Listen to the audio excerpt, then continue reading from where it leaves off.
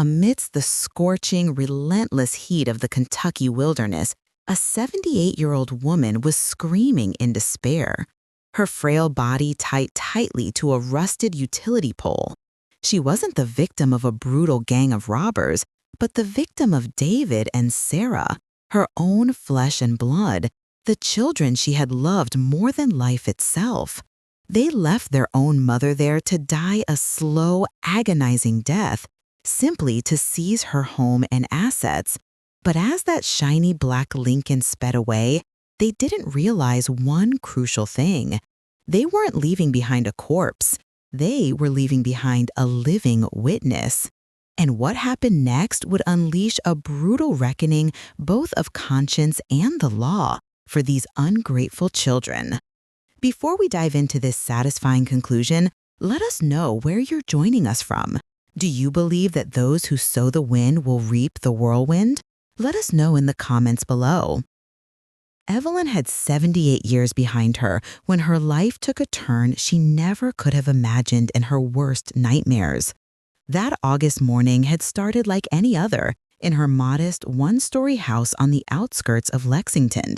She had woken up early, as was her custom, for more than 50 years, when her late husband Robert still woke up beside her, and together they would have breakfast while planning the day.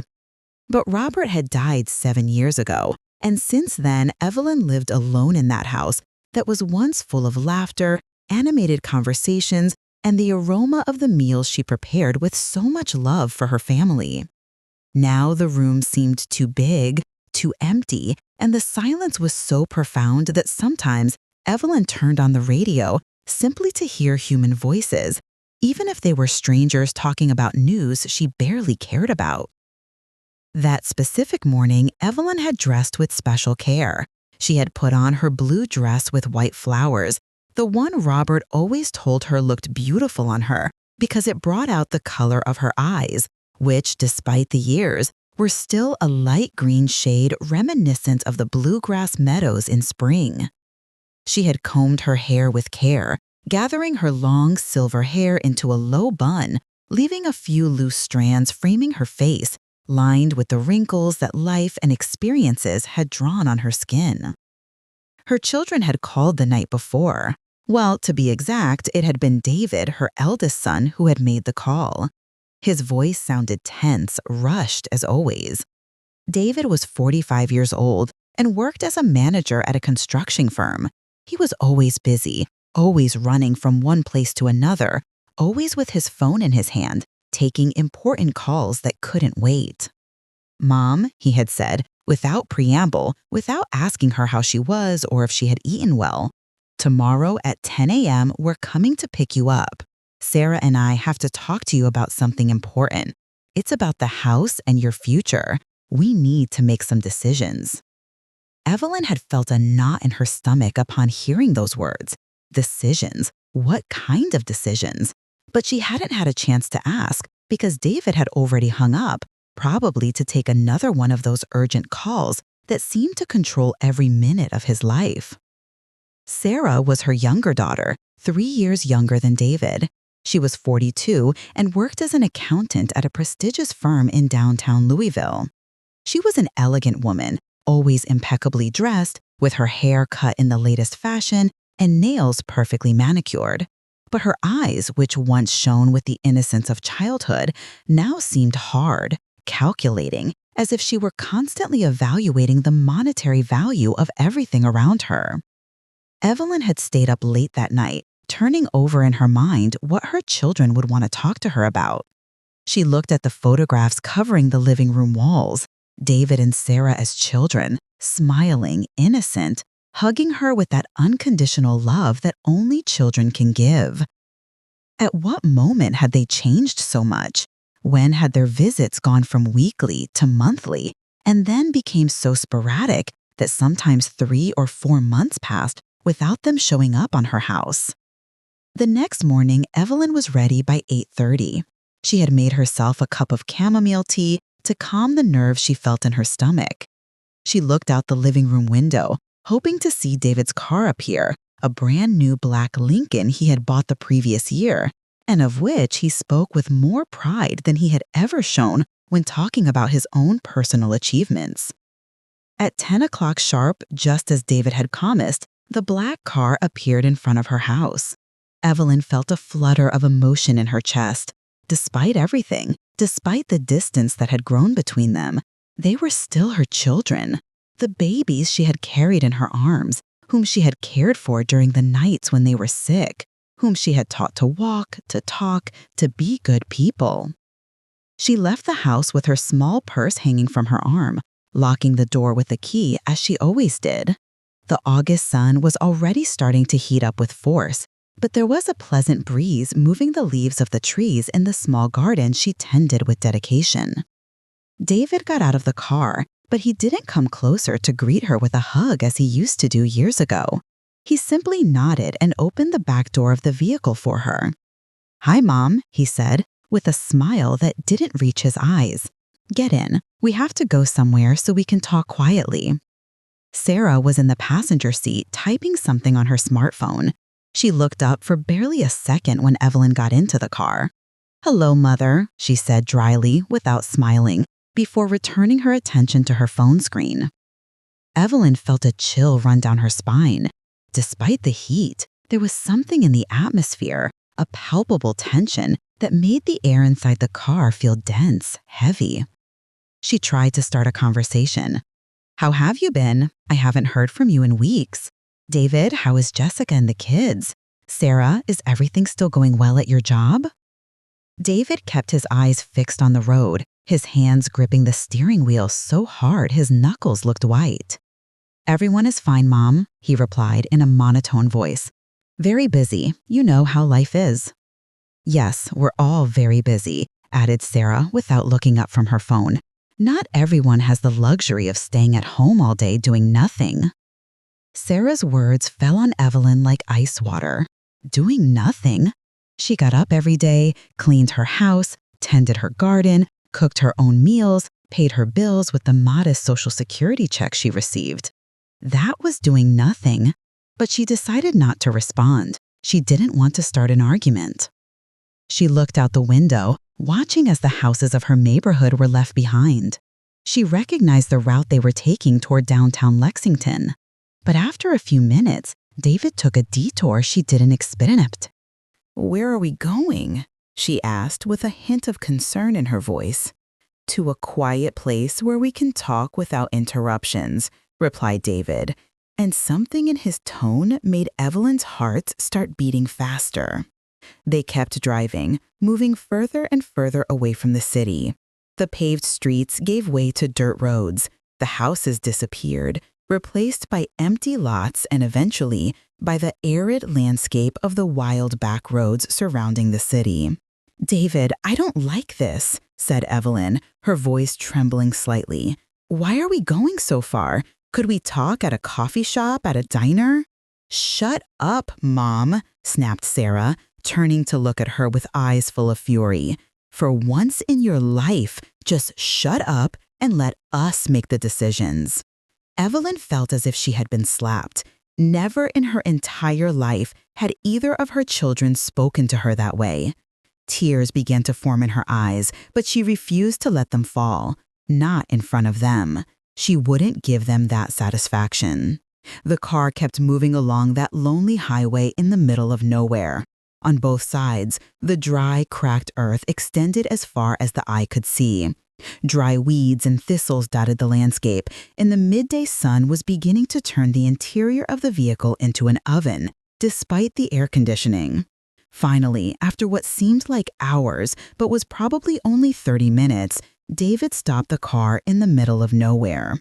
A few yards from the road was a rusted utility pole, one of those old poles that had once illuminated that route, but was now abandoned, forgotten, like relics of better times. "Get out of the car, Mom," ordered David. His voice was devoid of any emotion.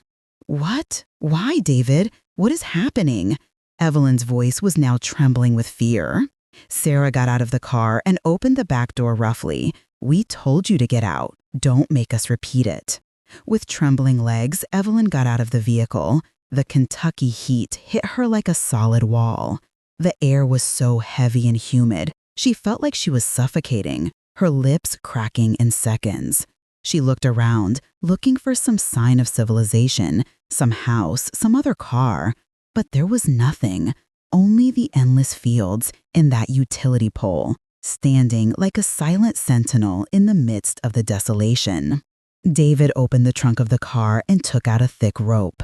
Evelyn felt her legs were about to give way under her weight.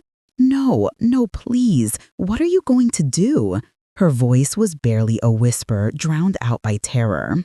What we should have done years ago, replied Sarah coldly. Free ourselves from the burden you represent. The following scenes unfolded like a nightmare from which Evelyn could not wake up. David and Sarah dragged her toward the utility pole. She tried to resist, tried to scream, but her voice was lost in the immensity of the wilderness. There was no one who could hear her, no one who could help her. With mechanical movements, as if they were performing any ordinary task, her own children tied her to the pole. The ropes squeezed her wrinkled skin, cutting off circulation to her arms. Tears finally began to roll down her cheeks, leaving shiny trails on her dusty face. Why? She managed to articulate between sobs. What have I done to deserve this? I raised you with love. I gave you everything I had. Exactly, interrupted David, his face a mask of resentment.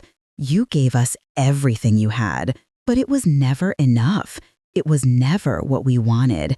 And now you're old, sick, useless. Taking care of you would cost money we aren't willing to spend. Your house is worth a lot of money, Mom, added Sarah, pulling a document from her purse. Here is the deed. We are going to sell it. We already found a buyer who is willing to pay a good price for the land. With that money, we can live better without worries. Evelyn couldn't believe what she was hearing. All this was for money, for a house, for a piece of land? But it's my house, she said between sobs. It's where I lived with your father, where you grew up. All our memories are there. Memories don't pay the bills, replied David dryly. And you already lived your life. Now it's our turn.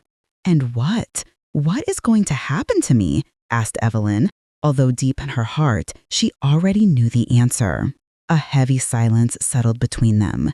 David and Sarah looked at each other, and in that exchange of glances, Evelyn could see the truth. They had no plan for her. They were leaving her there to die, for the sun, thirst, hunger, or some wild animal like a coyote to finish what they didn't have the courage to do directly. You can't do this, whispered Evelyn. I am your mother. I carried you in my womb. I gave you life. And now we are returning the favor, said Sarah with a cruel smile. We are freeing you from the burden you represent. David and Sarah began walking back to the car. Evelyn struggled against the ropes, screamed, begged, cried, reminded them of every sacrifice she had made for them, every sleepless night when they were sick, every meal she had skipped to ensure they had enough, every dream she had abandoned to give them a better education. But her words fell on deaf ears. David started the car engine. Sarah got in without looking back once ever. And then the black vehicle began to pull away, kicking up a cloud of dust that enveloped Evelyn in a golden mist that stung her eyes and throat. No, please, don't leave me here, David, Sarah. Her screams were heart-wrenching, full of a primal desperation that only someone who has been betrayed in the cruelest way by those she loved most can feel. The car got smaller and smaller in the distance until it finally disappeared completely, swallowed by the rolling horizon of the backcountry. It is truly heartbreaking to imagine the terror Evelyn must be feeling, watched by the very children she raised as they drive away. But as hopeless as this moment seems, Evelyn's story is far from over. In fact, help is coming from the most unexpected place. As the silence of the wilderness descended upon her, a cruel film reel began to play in Evelyn's mind. She didn't see the dry weeds or the rusted pole. She saw David at 5 years old, bringing her a dandelion with a gap-toothed smile. She felt the weight of Sarah's sleepy head on her shoulder after a nightmare. How many times had she starved herself so they could have new shoes? How many prayers had she whispered over their fevers? But physical thirst that began to parch her throat was nothing compared to the drought in her spirit. She realized then that the monsters weren't hiding in the dark. They had been sitting at her dinner table for years, masking their greed with hollow smiles. The realization broke something inside her that she wasn't sure could ever be fixed. And Evelyn was left alone, completely alone in the middle of nowhere, tied to a rusted utility pole under the relentless midday sun. The silence that followed was deafening.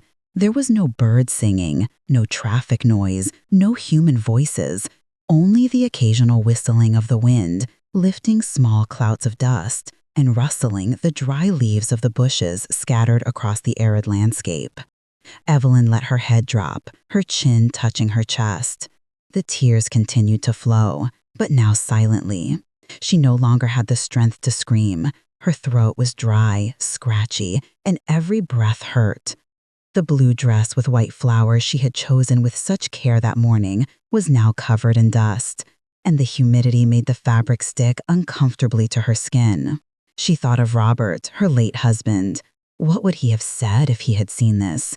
If he had seen what his own children, the kids he had loved with all his heart, were doing to their mother? The pain in her chest wasn't just from the heat or the ropes squeezing her arms. It was a deeper, more visceral pain. It was the pain of a betrayal that cut to the soul.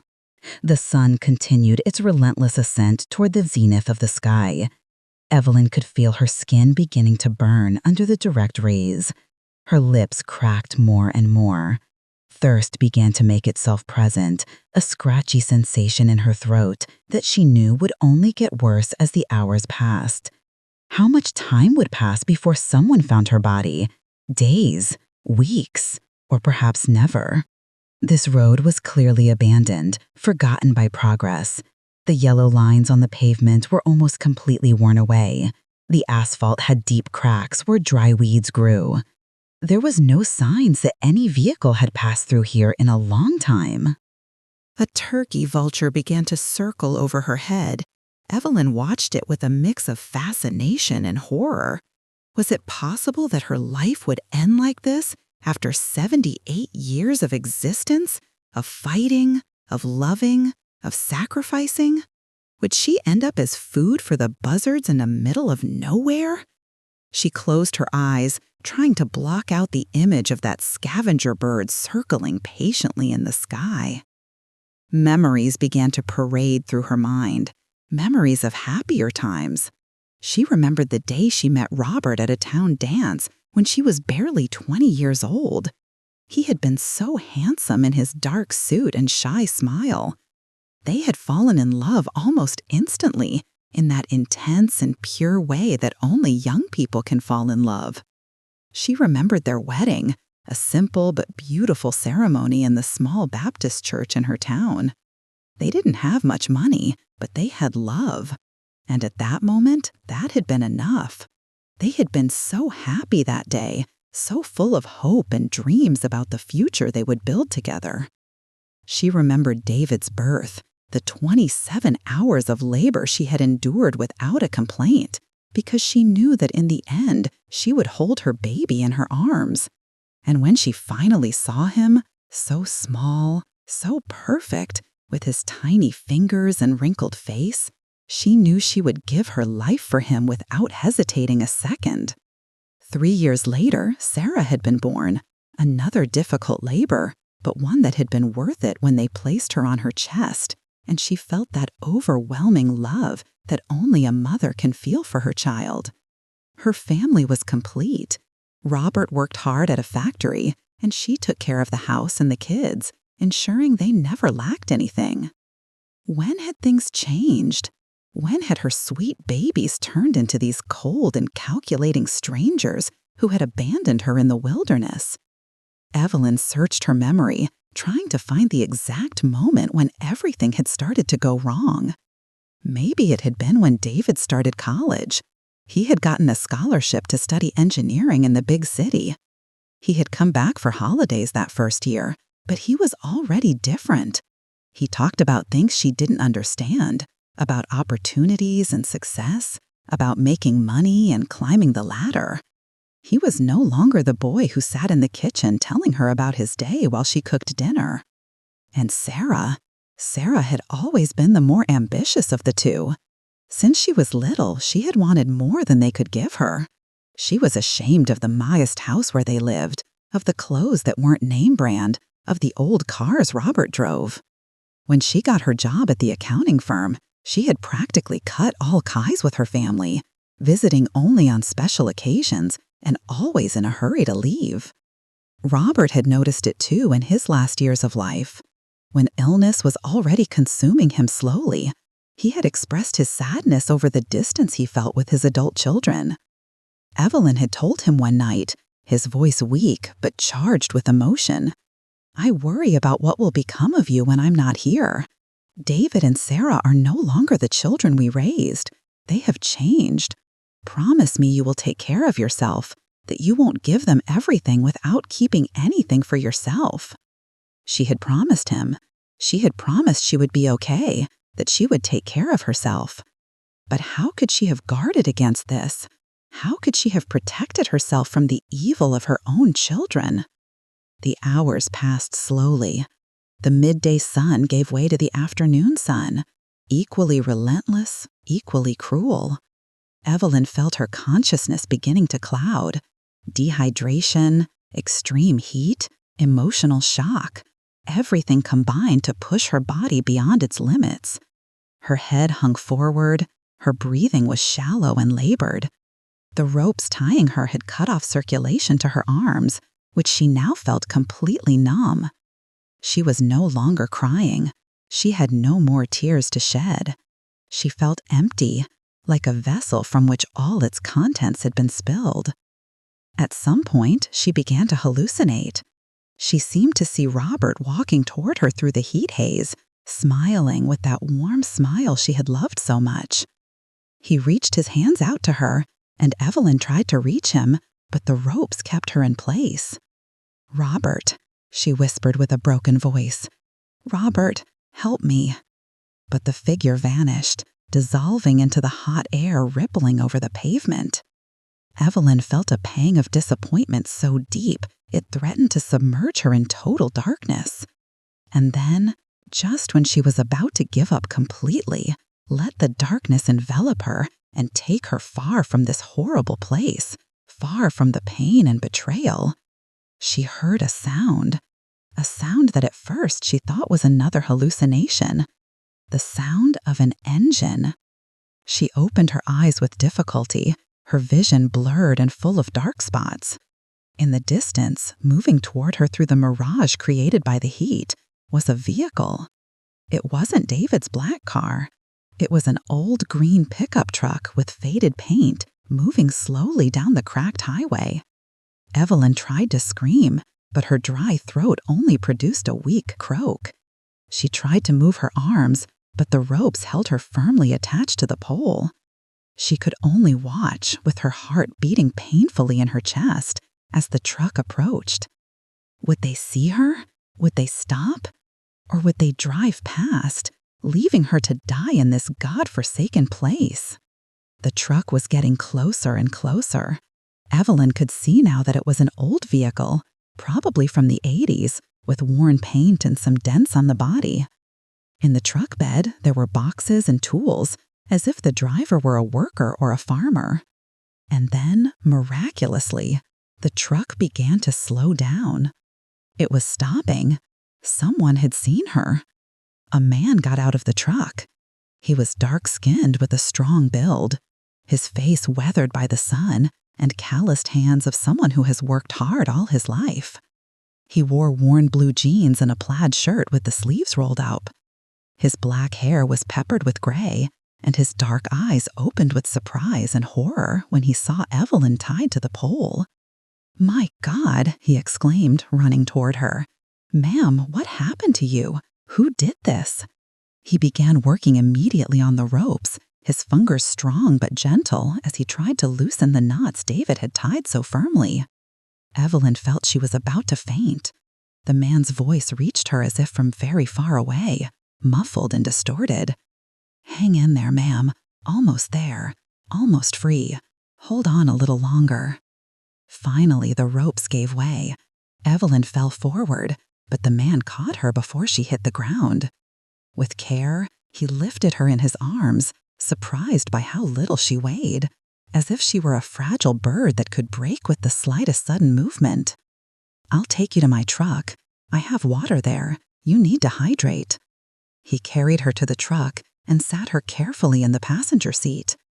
He took out a bottle of water and opened it, bringing it to Evelyn's cracked lips. "Drink slowly. Small sips like that. Very good." The cool water touched Evelyn's tongue, and it was as if she had tasted the elixir of life itself.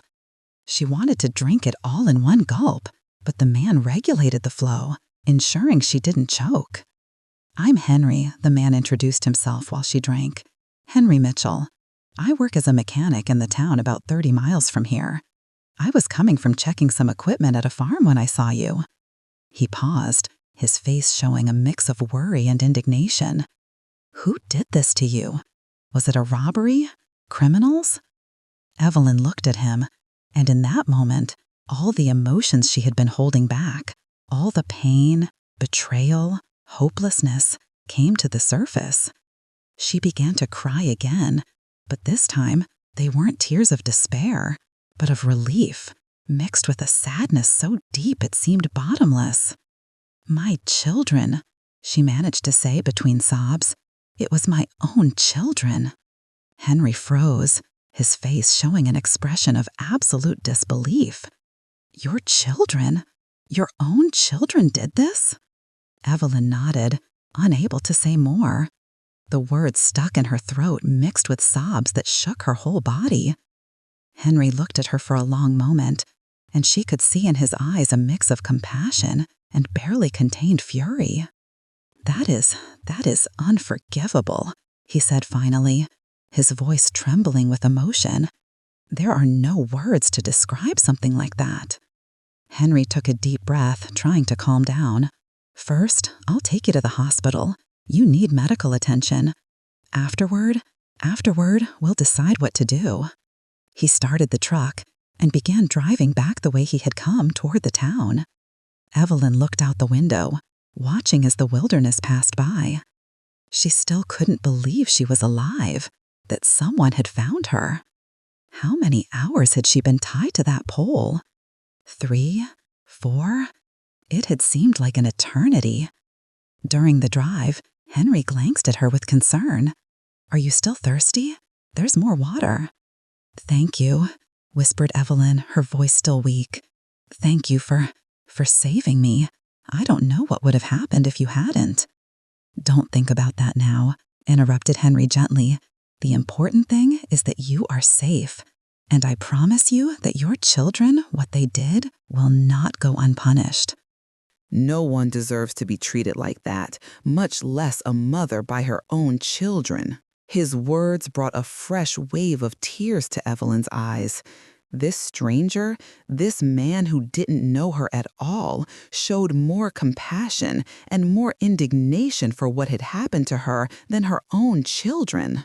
His words brought a fresh wave of tears to Evelyn's eyes. This stranger, this man who didn't know her at all, showed more compassion and more indignation for what had happened to her than her own children. The trip to town took almost an hour. Evelyn drifted in and out of alertness, her body and mind exhausted by the terrible ordeal. Henry kept up a constant conversation, probably to keep her awake, telling her about his job, his family, the town they were heading to. "My wife Beth and I have been married for 32 years, he said while driving. "We have 3 children, 2 boys and a girl. All 3 are adults now, but they still come to visit us every week. Beth always prepares a big meal on Sundays, and we all get together. That's the most important thing for us, family." Each word was like a knife in Evelyn's heart. Once she too had had that. Once her children also came to visit her, to eat her stews, to spend time with her. What had changed? Why had her story ended so differently? Finally, the first houses of the town began to appear. It was a small town, one of those that seemed to have stopped in time. Low houses of brick and siding lined paved streets. There was a small town square with an old church and some trees providing shade to the benches where some elderly folks sat talking. Henry drove directly to the town's small health clinic, a white single-story building with a faded sign that said Community Health Center. He honked the horn repeatedly as he stopped the truck in front of the entrance. A young nurse came running out, followed by a middle-aged doctor who looked alarmed. "Henry, what happened?" asked the doctor. "Dr. George, I found this lady out on the back roads tied to a utility pole. She's dehydrated and in shock. She needs immediate help." Dr. George didn't waste time asking questions.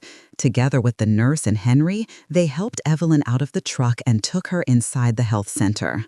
They placed her on a stretcher and began examining her immediately. "She has severe sunburns," observed the doctor while checking her arms. "Signs of advanced dehydration. Her wrists are injured from the ropes." He looked up at Henry. "Tied to a pole?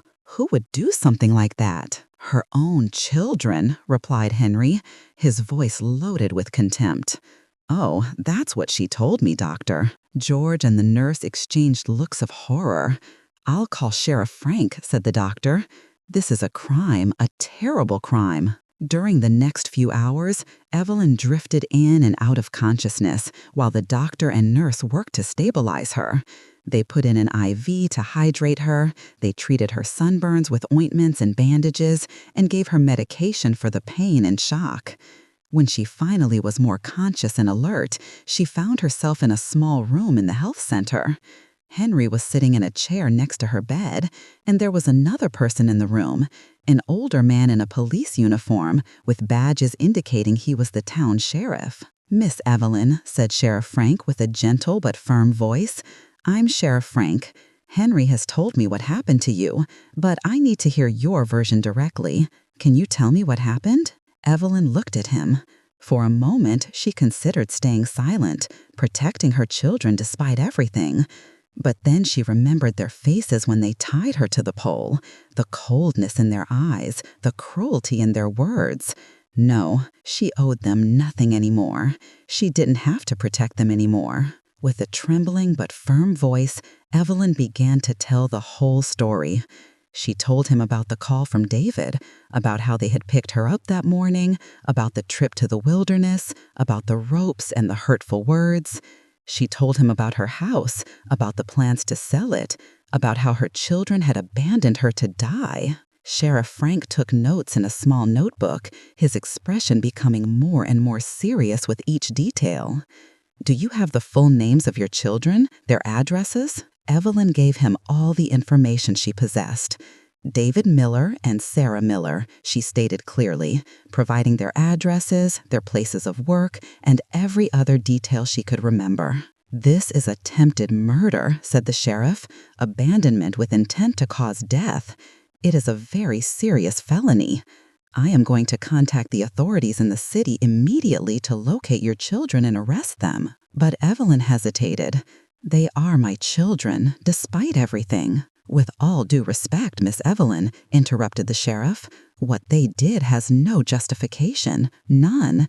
And if they aren't punished, they could do the same to another person, or they could come back and try to hurt you again." He was right. Evelyn knew it.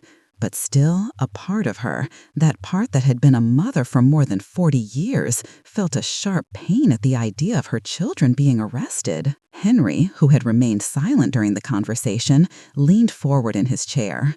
"Mrs. Evelyn," he said with a soft voice, "I know this is difficult, but you have to think about yourself now. They didn't think about you when they left you in the weeds. They didn't think about everything you had done for them. They only thought about the money, about the house. They don't deserve your protection." Evelyn closed her eyes, feeling tears roll down her cheeks. Henry was right. The sheriff was right. She had to be strong. She had to allow justice to run its course. "Do what you have to do, Sheriff," she said finally, her voice barely a whisper. Making that choice had to be incredibly painful for a mother. Yet it was the only way to ensure they couldn't hurt anyone else. Stay tuned, because David and Sarah aren't going to go down without a fight, and their next move is even more shocking. The sheriff nodded with approval. "I'll make some calls right now. Meanwhile, you rest. Dr. George says you need to stay here at least a couple of days to ensure you recover completely." After the sheriff left the room, Henry stayed a moment longer. "Mrs. Evelyn," he said, "my wife Beth will come to visit you tomorrow. She'll bring you some things, clean clothes, home-cooked food. You aren't alone. You aren't alone anymore." His words brought a new torrent of tears. But this time, they weren't tears of pain, but of gratitude. This stranger, this kind man who owed her nothing, was offering her more compassion and care than her own children had given her in years. "Thank you," whispered Evelyn. "Thank you, Henry.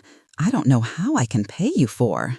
"You don't have to pay me anything," interrupted Henry with a warm smile. "This is how things should be. This is how people should treat each other, with kindness, with compassion, especially with our elders, with those who gave us life and raised us." After Henry left, Evelyn was left alone in the small room of the health center. Through the window, she could see the evening sky tinged with orange and pink hues. The sun was finally setting, bringing with it a respite from the brutal heat of the day. She touched the bandages on her wrists where the ropes had cut her skin. She could still feel the burning of the sunburns on her face and arms. But she was alive. Miraculously, she was alive. She thought of David and Sarah. At this moment, they were probably in their houses, eating dinner, watching television, sleeping peacefully in their comfortable beds. Would they think of her? Would they feel any guilt or remorse? Or would they simply go on with their lives as if nothing had happened, as if they hadn't left their own mother to die on a back road? The door to the room opened softly. It was the nurse who had helped her earlier. "Do you need anything, Miss Evelyn? More water, something for pain?" I just want to know," said Evelyn. "How could I raise children capable of doing something like that? Where did I fail?" The nurse approached and took her hand gently. "You didn't fail at anything," she said firmly. "A mother's love cannot create cruelty in a child's heart. That is something they chose. They made those decisions. It's not your fault. It will never be your fault." Evelyn wanted to believe those words. Desperately, she wanted to believe them, but doubt continued to gnaw at her heart. Had she been too permissive, too lenient? Had she loved them too much and that had made them selfish? "Rest now," said the nurse, adjusting the sheets around Evelyn. "Tomorrow will be a new beginning." A new beginning. The words echoed in Evelyn's mind as she finally allowed exhaustion to overcome her, and she slipped into sleep. She dreamed of Robert with his warm smile and strong hands. In her dream, he hugged her and whispered that everything would be okay, that she was strong, that she would survive this. And for the first time on that terrible day, Evelyn allowed herself to believe that maybe, just maybe, there was a reason Henry had found her. Maybe her story hadn't ended on that utility pole in the wilderness. Maybe, against all odds, this new part of her life was just beginning. The next morning arrived with a softness that contrasted dramatically with the horror of the previous day. The first rays of sun filtered through the curtains of the small health center room, painting golden patterns on the white walls. Evelyn woke up slowly, disoriented at first, not recognizing where she was. Then everything came back to her like an avalanche. The black Lincoln, the desolate road, the ropes, the cold faces of David and Sarah. Her whole body tensed with the memory, and her breathing accelerated. But then she felt the softness of clean sheets, the relief from pain thanks to the medication, and she remembered Henry, Sheriff Frank, the kindness of strangers who had saved her. The door opened softly, and Dr. George entered with a reassuring smile. "Good morning, Mrs. Evelyn. How do you feel today?" "Sore," admitted Evelyn, "but alive." "You are alive, and you will remain so," assured the doctor while checking her vital signs. "Your blood pressure is stabilized, hydration is improving, burns are responding well to treatment." He paused and looked at her with warmth. "You have a strong spirit, Mrs. Evelyn. Not everyone would survive what you went through." Evelyn didn't feel particularly strong. She felt broken, betrayed, as if a fundamental part of her being had been torn out by the roots. But she nodded weakly, thanking the doctor's kind words. "Sheriff Frank will come later this morning," continued the doctor. "He has news for you, and Henry called too. He said his wife Beth would come to visit you after breakfast." Breakfast consisted of a mild broth and some toast, the only thing her stomach could tolerate after the terrible experience. The nurse, who had introduced herself as Olivia, stayed with her while she ate, chatting about trivial things that helped distract Evelyn's mind from the whirlwind of emotions she felt. "The town is small," said Olivia while adjusting Evelyn's pillow, "but the people are good. Everyone looks out for each other. When you arrived here yesterday, the news spread quickly. Many people have asked about you, wanting to know if you're okay, offering help." Evelyn felt a lump in her throat. Strangers worried more about her than her own children. It was a realization that hurt as much as the burns on her skin. Around 10 in the morning, the door opened and a woman of about 55 years old entered, with brown hair tied in a braid and warm eyes that radiated kindness. She was carrying a large bag and smiling with genuine friendliness. "Mrs. Evelyn," she said softly, "I'm Beth, Henry's wife. My husband told me what happened to you. I came to bring you some things I thought you might need." Beth approached the bed and began taking things out of her bag. A clean, soft cotton nightgown, new underwear still with tags, a hairbrush, a small mirror, some magazines, and a plastic container full of homemade biscuits that were still warm. "You didn't have to do this," said Evelyn, her voice broken by emotion. "You don't know me. You have no obligation." "It's not an obligation," interrupted Beth, taking Evelyn's hand in hers. "It's the right thing to do. It's human. When Henry told me what your children did to you," she shook her head in disbelief. "I couldn't believe it. How can such cruel people exist, and to their own mother?" The two women looked at each other for a long moment, and in that silent exchange, something extraordinary happened. Beth saw the deep pain in Evelyn's eyes, and Evelyn saw the genuine compassion in Beth's. It was as if in that instant, they formed an invisible but strong bond. "I'm a mother of 3, continued Beth, sitting in the chair next to the bed, "and I can't even conceive the idea that any of them could do something like that to me. You must be devastated." "I am," admitted Evelyn. Tears began to roll down her cheeks. "I feel like my heart has been ripped out. I raised them with so much love, with so much dedication. I gave them everything, and this is what I get in return." Beth offered her a clean cloth handkerchief, one embroidered by hand with delicate flowers in the corners. "A mother's love is unconditional," said Beth softly, "but that doesn't mean children have the right to take advantage of it. What they did wasn't just cruel, it was monstrous, and I hope they pay for it." They talked for more than an hour. Beth told her about her own family, about her children who came every Sunday to eat, about how she and Henry had raised their children with values of respect and gratitude.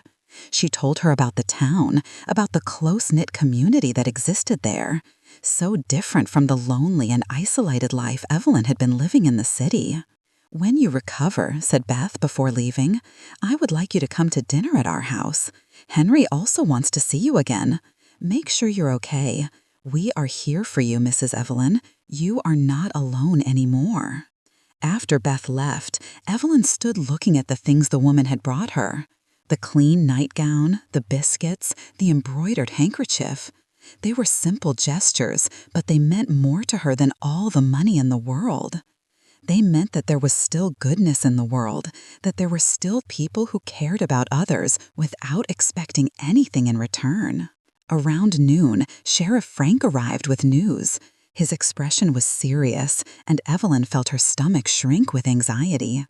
"Mrs. Evelyn," began the sheriff, sitting in the same chair where Beth had been, "my colleagues in the city have located your children. David Miller was found at his workplace this morning.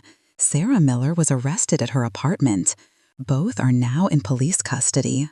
Evelyn felt a confused mix of emotions: relief because they couldn't hurt her again, sadness because they were her children, her flesh and blood, and a small, barely perceptible spark of satisfaction because they would finally face the consequences of their actions. What is going to happen now?" she asked with a trembling voice. "They will be formally charged with attempted murder, kidnapping, and elder abuse," explained the sheriff. "These are very serious charges that could result in considerable prison sentences." He paused. "But we need your full testimony. We need you to tell us everything in as much detail as possible. We will also need you to come to the city when you are recovered enough to make an official statement and eventually to testify at trial." Trial? Evelyn hadn't thought that far ahead. The idea of being in a court, facing David and Sarah face to face, having to publicly relate her terrible experience, was overwhelming. "Yes, ma'am. If you decide to proceed with charges, there will be a trial. Your children have the right to defend themselves, although, frankly, I don't see what defense they could present given what they did." The sheriff leaned forward. "But I need you to understand something important. You have every right to drop the charges if that is what you wish. It is your decision. No one will pressure you to go forward if you don't want to." Evelyn looked out the window at the clear blue morning sky. She thought of David when he was a boy, when he fell off his bike and ran to her arms, crying, seeking comfort.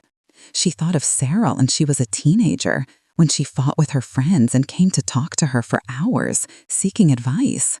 When had they transformed into the cold and calculating people who had abandoned her in the wilderness? "I'm not going to drop the charges," she said finally, her voice firmer than she expected. "What they did was wrong, terribly wrong, and if they don't face consequences, if I simply forgive them and let them go on with their lives, what would that teach them? That they can do whatever they want, no matter who they hurt." The sheriff nodded with approval. "It is a brave decision, Mrs. Evelyn, and I want you to know you have our full support. The police, the district attorney, we are all on your side." During the next 2 days, while Evelyn recovered at the health center, events unfolded rapidly. The media found out about the story. It was the kind of news that captured public attention. An elderly woman abandoned by her own children to die. Reporters began arriving in the town looking to interview her. Dr. George and Sheriff Frank formed a protective barrier around Evelyn, refusing to allow journalists to bother her while she recovered. But even from her small room, Evelyn could see the headlines in the newspapers Olivia showed her. "Cruel children abandoned mother in the wilderness." "Elderly woman miraculously saved after being tied to a utility pole."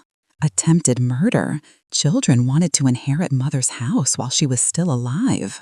The story spread across entire pages, with photos of the road where Henry had found her, of the utility pole she had been tied to, and unfortunately, also photos of her being taken to the health center. Evelyn felt exposed, vulnerable, as if her worst moment was being exhibited for the whole world to see. But letters also arrived, hundreds of them. People from all over the country wrote to express their support, their indignation at what had happened to her, their admiration for her strength. Some letters included money, small amounts people sent to help her. Others included prayers, poems, drawings from children who had heard her story and wanted to make her smile. Beth came to visit her every day, sometimes accompanied by Henry. They brought homemade food, more clothes, and most importantly, they brought company. They talked for hours, and slowly, Evelyn began to feel she was forming a new family. Not a blood family, but a family of the heart. The third day after the rescue, Dr. George declared that Evelyn was recovered enough to be discharged, but added with concern, "Where will she go? Her house in the city. I understand her children intended to sell it. Do you have a place to stay?" That was a question Evelyn had been asking herself. Her house, the house where she had lived with Robert, where she had raised her children. Was it still hers? Had David and Sarah already sold it? The sheriff had assured her a legal hold had been put in place to stop any sale. But even so, the idea of returning to that house, of being alone there with all those memories, was unbearable. "She can stay with us," said a voice from the door. Evelyn looked up and saw Beth and Henry standing in the doorway. Beth had a determined expression on her face. "We have an extra room in our house," continued Beth. "You can stay with us as long as you need, until you decide what you want to do, until this whole legal matter with your children is resolved. You don't have to be alone." I can't impose like that," protested Evelyn weakly, although her heart leapt with hope at the offer. "It's not an imposition," insisted Henry. "It would be an honor to have you in our house. Beth and I have talked about it, and we both agree. Besides," he added with a smile, "Beth says she cooks better when there are more people to feed. You'd be doing us a favor." Evelyn looked between the two kind faces in front of her and felt that her heart, which had been shattered by the cruelty of her own children, was slowly beginning to heal, thanks to the kindness of these strangers who had become something much more important. "Thank you," she whispered, tears rolling down her cheeks once more. "Thank you. I accept." And so that same afternoon, Evelyn left the health center, accompanied by Beth and Henry. Olivia the nurse came out to say goodbye, hugging her tightly. "Take care, Mrs. Evelyn," she told her, "and remember, you are stronger than you think." Beth and Henry's house was in the center of the town, a wood frame house painted a soft yellow with blue window frames. There was a small garden out front with colorful flowers that Beth tended with care, and a porch with 2 wooden rocking chairs where, according to Beth, she and Henry sat every evening to watch the sunset. The interior of the house was cozy and clean, with simple but well cared-for furniture. The walls were covered with family photos, weddings, baptisms, graduations, happy moments captured in time. Evelyn felt a pang of nostalgia for the days when her own house had been that full of life and love. The room they showed her was small but perfect. It had a twin bed with a colorful handmade patchwork quilt, an antique wooden dresser, and a window overlooking the backyard garden. It was simple, but it was cozier than any place Evelyn had been in years. "Take your time to settle in," said Beth. "Dinner will be in a couple of hours. Our children are coming tonight. We told them about you, and they are eager to meet you." After Beth and Henry left her alone, Evelyn sat on the bed, feeling the softness of the quilt under her hands. She looked around the small room, and for the first time since waking up in that terrible car heading to the wilderness, she allowed herself to feel a small spark of hope. Maybe, just maybe, her life hadn't ended. Maybe a new chapter was beginning. It wouldn't be the chapter she had imagined. It wouldn't include her biological children, those she had raised with so much love, only to be betrayed in the cruelest way. But it would include these kind people who had shown her that there was still light in the world, that there were still reasons to keep going. She got up and went to the window. The afternoon sun bathed the garden in golden light. She could see Henry working in a small shed, probably repairing some tool. She could hear Beth in the kitchen, the comforting sound of plates and pots as she prepared dinner. Evelyn placed her hand on the window glass, feeling the heat of the sun on her palm. Yes, she thought, yes, she could do this. She could survive. She could heal. And maybe someday she could even thrive again. But first, she would have to face David and Sarah. She would have to look them in the eyes in that court and tell her story. She would have to be strong in ways she had never had to be before. And with the help of Henry, Beth, and all the kind people she had found in this small Kentucky town, Evelyn knew she could do it. It is truly heartwarming to witness Evelyn finding the love and respect she deserves with the Mitchells, proving that family is defined by loyalty, not just blood. However, this peaceful interlude is merely the calm before the storm. As she prepares to return to the city, she has no idea that David and Sarah are concocting a defense strategy so deceitful it will leave the entire courtroom in shock. Will her truth be enough to silence their lies?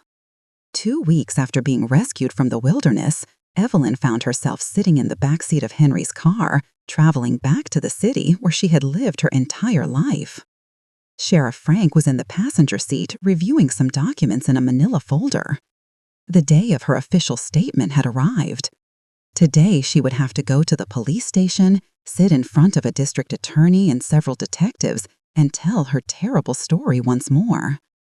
This time so it would be officially recorded as part of the criminal case against her children. Evelyn looked out the window, watching as the landscape gradually changed from the rural back roads to the outskirts of the city. Every mile they got closer made her anxiety grow.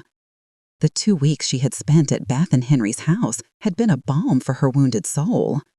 The quiet routine of the town, the meals shared with the Mitchell family, the evenings on the porch watching sunsets, everything had contributed to her beginning to heal both physically and emotionally. Beth's children had come that first night just as Beth had promised. There were 3. Mason, the oldest, 30, who worked as a teacher at the town school. Caleb, 27, who helped his father at the mechanic shop. And Harper, the youngest, 23, who was studying nursing in the city but came every weekend to visit her parents. The way they treated Beth and Henry with genuine respect and evident affection was like a mirror reflecting everything Evelyn had lost with her own children. But instead of feeling envy or bitterness, she had felt a strange warmth.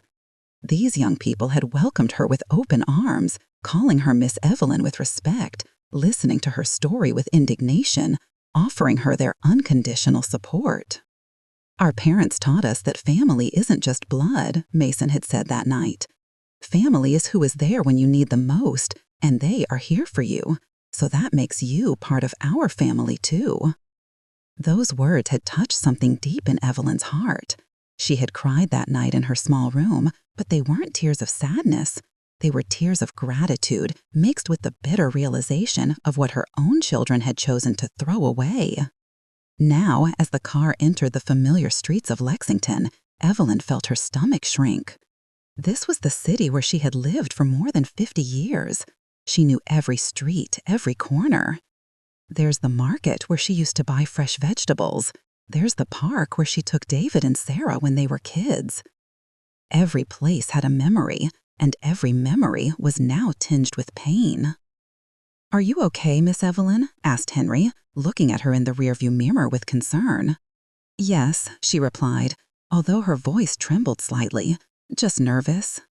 "It's completely normal," said Sheriff Frank, turning to look at her. "It's going to be hard. I'm not going to lie to you about that. But remember, you are not alone. I will be with you during the entire statement.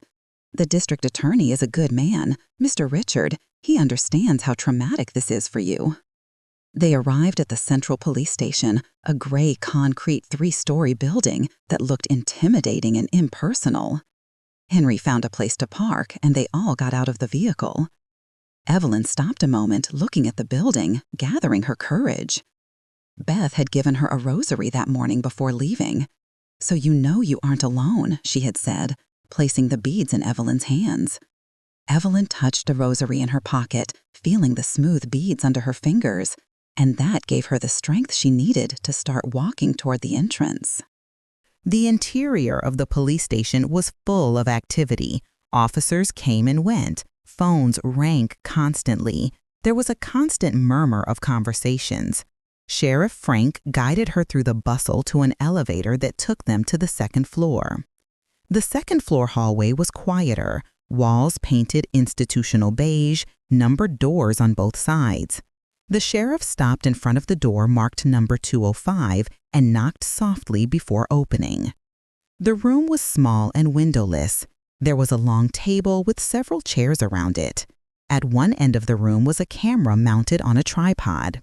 A man of about 50 with perfectly combed gray hair and dressed in a dark suit stood up to greet her. "Mrs. Evelyn," he said with a voice warm and professional at the same time. "I'm District Attorney Richard. Thank you for coming today. I know this isn't easy for you." Evelyn shook his hand and sat in the chair he indicated. Henry asked if he could stay, and the DA nodded, indicating a chair in a corner of the room. "We are going to record your statement," explained DA Richard. "It's standard procedure. I simply want you to tell me in your own words and with all the details you can remember exactly what happened that day. Take your time. If you need a break at any moment, just tell me." The camera turned on with a blinking red light. The DA started with basic questions: her full name, her age, her address. Then gradually, the questions became more specific and more difficult. Evelyn began narrating the events of that terrible day. Every word was like ripping a scab off a wound that was barely starting to heal. She described the phone call from David the night before, the distant tone of his voice. She described how she had gotten ready that morning, excited because she would see her children without knowing the horror that awaited her. Her voice broke when she described the moment she realized they were driving toward the boonies, far from the city, far from any help. "I asked where we were going," she said, tears beginning to roll down her cheeks. "David didn't answer. And Sarah told me to shut up. Her tone was so cold. She had never spoken to me like that. Never." The DA handed her a box of tissues and waited patiently while she composed herself. "When we got to that place in the middle of nowhere, when David took those ropes out of the trunk of the car, that was when I really understood. They were going to leave me there. They were going to abandon me to die." She described how they had tied her to the pole, how she had begged, how she had tried to remind them of all the good times they had shared as a family, but none of her words had penetrated the cold armor of greed that seemed to envelop her children. "Sarah took out some papers," continued Evelyn. "She said they were the deeds to my house. She said they had already found a buyer, that they were going to sell it and use the money to live better. As if my life, my home, the memories of 50 years with their father, as if none of that mattered, only the money mattered." DA Richard took notes meticulously, occasionally asking questions to clarify certain details. Exactly what had they said? What were the ropes like? Were there specific threats? Evelyn answered every question as best she could, although there were moments when her memory clouded, overwhelmed by the emotion of the memory. Finally, she described how the car had driven away, kicking up that cloud of dust that seemed to swallow whatever hope she had left. She described the hours under the brutal sun, the thirst that became unbearable, the pain of the ropes cutting her skin, the buzzards circling over her head. "I thought I was going to die there," she said, with a voice barely audible. "I thought that would be my end, abandoned by my own children, the children I had carried in my womb, nursed, cared for when they were sick. And I wondered constantly what I had done wrong, how I had failed as a mother so they could do something like that to me." Mrs. Evelyn interrupted the DA with a gentle but firm voice. "I want you to listen to this very carefully. You didn't fail. What your children did was not the result of a failure of yours. It was a decision they made, a terrible and criminal decision, but it was their decision, not yours." His words were similar to those the nurse Olivia and Beth had told her, but Evelyn still struggled to believe them completely. Guilt was a heavy burden that refused to abandon her completely. Then she described the rescue, the green truck approaching, Henry getting out and running toward her, his hands working to free the ropes, the cool water that had saved her life. The full statement took almost 3 hours. When it finally ended, Evelyn felt completely exhausted, as if she had run a marathon. The DA turned off the camera and thanked her for her bravery in telling her story. Your testimony is crucial, he said. With this, along with Henry Mitchell's testimony and the physical evidence we have, we will build a solid case. Your children are going to face justice, Mrs. Evelyn, I promise you. Sheriff Frank accompanied her to a small waiting area where Henry waited with coffee and something to eat. Evelyn could barely swallow, her throat closed by the emotion of having to relive those terrible moments. The hard part is over, said the sheriff, trying to comfort her. Now we just have to wait for the case to go to trial. That will probably be in a few months, but there was something else. D.A. Richard entered the waiting area a few minutes later with a serious expression on his face. Mrs. Evelyn, there is something you need to know. Your children's lawyers have requested they be granted bail while waiting trial. The hearing to decide on bail is tomorrow afternoon.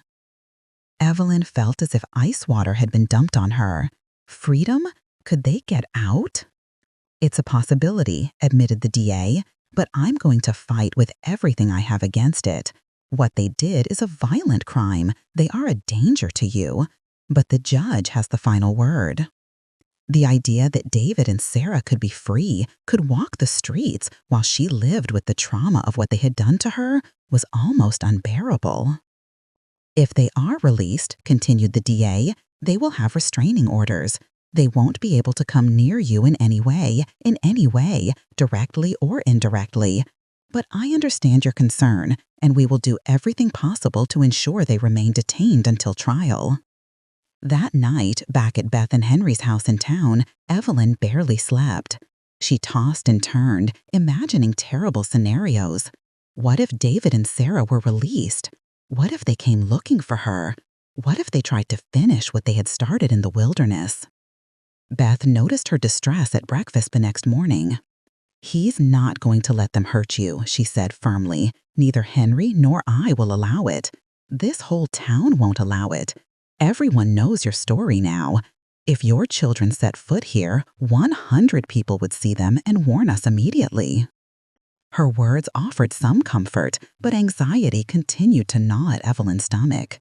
The bail hearing was the next day. D.A. Richard called that afternoon to give her the news. His voice sounded tense, frustrated. The judge granted bail. He said David paid $50,000, Sarah paid $40,000. Both have been released with strict restraining orders. They cannot come within 500 yards of you. They cannot contact you in any way, directly or indirectly.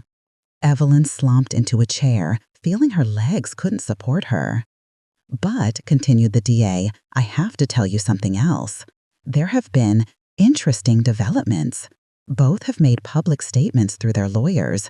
They claim it was all a terrible misunderstanding, that they never intended to abandon you, that they simply wanted to take you to a quiet place to talk about your future, and that, when they got to the back road, you had an episode.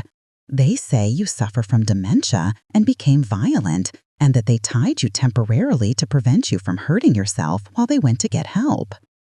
Evelyn couldn't believe what she was hearing. Violent? Dementia? That is a complete lie.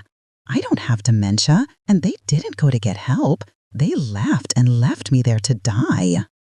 I know, Mrs. Evelyn. I believe you completely, and we have evidence contradicting their story. Dr. George examined you extensively and found no signs of dementia. You are completely lucid and competent. But this is the defense strategy they are going to use. They are going to try to paint you as a confused elderly woman who doesn't remember events correctly, and people are going to believe them. It is infuriating to see them try to twist the narrative and use Evelyn's age against her after everything they did. But as they prepare their lies for court, they have no idea that a crucial piece of evidence is about to expose their greed for everyone to see. Evelyn felt her world wobbling. Not if I can help it, replied the DA with determination. We have Henry as a witness. He found you tied to that pole in the middle of nowhere hours after your children left you there. That doesn't sound like going to get help. We have the injuries on your wrists where the ropes cut your skin. We have the severe sunburns. All that is evidence that you were there for hours, and we have your clear and detailed testimony of what happened." After hanging up the phone, Evelyn sat in silence for a long time. Beth and Henry surrounded her, offering words of comfort, but she barely heard them. The betrayal was now deeper. They hadn't just abandoned her to die. Now they were trying to destroy her credibility, to make her look like a senile old woman who didn't know what she was saying. "They aren't going to win," said Henry with a firm voice. "The truth always comes to light, and the truth is you are a strong, lucid woman, and they tried to kill you out of greed. No judge or jury is going to believe their lies." But Evelyn wasn't so sure. She knew David and Sarah were persuasive when they wanted to be. She knew they could act. They could cry crocodile tears. They could convince others they were the victims in this situation. The following days were tense. Evelyn barely left the house, fearful of running into someone who knew. "Not if I can help it," replied the DA with determination. "We have Henry as a witness. He found you tied to that pole in the middle of nowhere hours after your children left you there. That doesn't sound like going to get help. We have the injuries on your wrists where the ropes cut your skin. We have the severe sunburns. All that is evidence that you were there for hours. And we have your clear and detailed testimony of what happened." After hanging up the phone, Evelyn sat in silence for a long time. Beth and Henry surrounded her, offering words of comfort, but she barely heard them. The betrayal was now deeper. They hadn't just abandoned her to die. Now they were trying to destroy her credibility, to make her look like a senile old woman who didn't know what she was saying. "They aren't going to win," said Henry with a firm voice. "The truth always comes to light, and the truth is you are a strong, lucid woman, and they tried to kill you out of greed. No judge or jury is going to believe their lies." But Evelyn wasn't so sure. She knew David and Sarah were persuasive when they wanted to be. She knew they could act. They could cry crocodile tears. They could convince others they were the victims in this situation. The following days were tense. Evelyn barely left the house, fearful of running into someone who knew her children, or worse, David and Sarah themselves. The town felt small, but every time she heard a car pass on the street, her heart raced. One afternoon, about a week after her children were released on bail, the phone rang at Beth and Henry's house. Henry answered, and Evelyn saw his expression turn serious, concerned. "It's for you," he said, covering the receiver with his hand. "She says she's a journalist who wants to talk to you about your story." Evelyn hesitated. D.A. Richard had advised her not to speak to the media yet, to wait until after the trial. But there was something in Henry's expression that made her take the phone. "Hello?"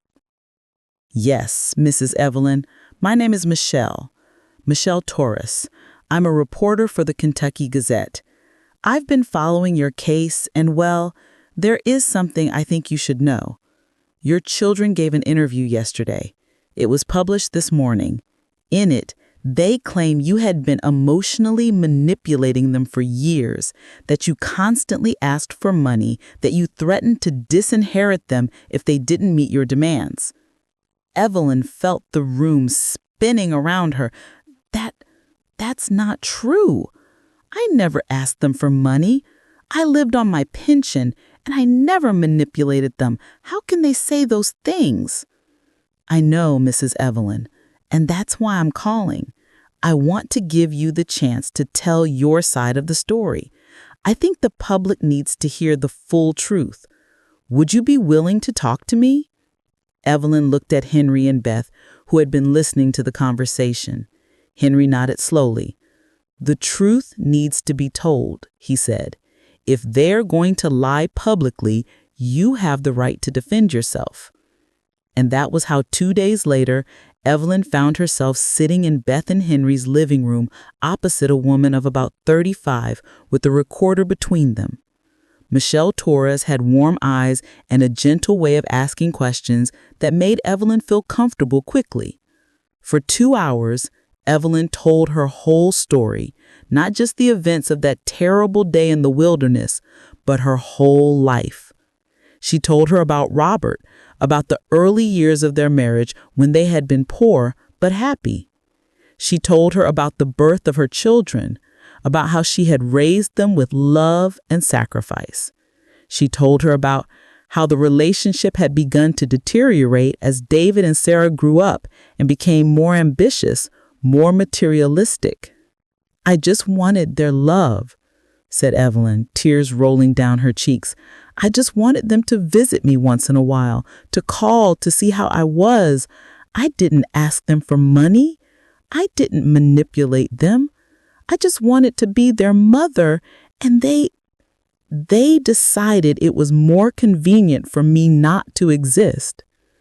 Michelle listened attentively, occasionally taking notes, but mostly just letting Evelyn talk. "There is something I want to ask you," said Michelle when Evelyn finished. "After everything they did to you, after the cruelty and betrayal, is there any part of you that still loves them, that wishes you could forgive them?" It was a profound and painful question. Evelyn remained silent for a long time, searching inside her heart for an honest answer. "Part of me will always love them. They are my children. That will never change completely. But the love I feel now is mixed with so much pain, so much disappointment. I don't know if I can ever forgive them. I don't know if I want to forgive them. What they did was unforgivable, and they have to face the consequences of their actions." The interview was published on the front page of the newspaper 3 days later.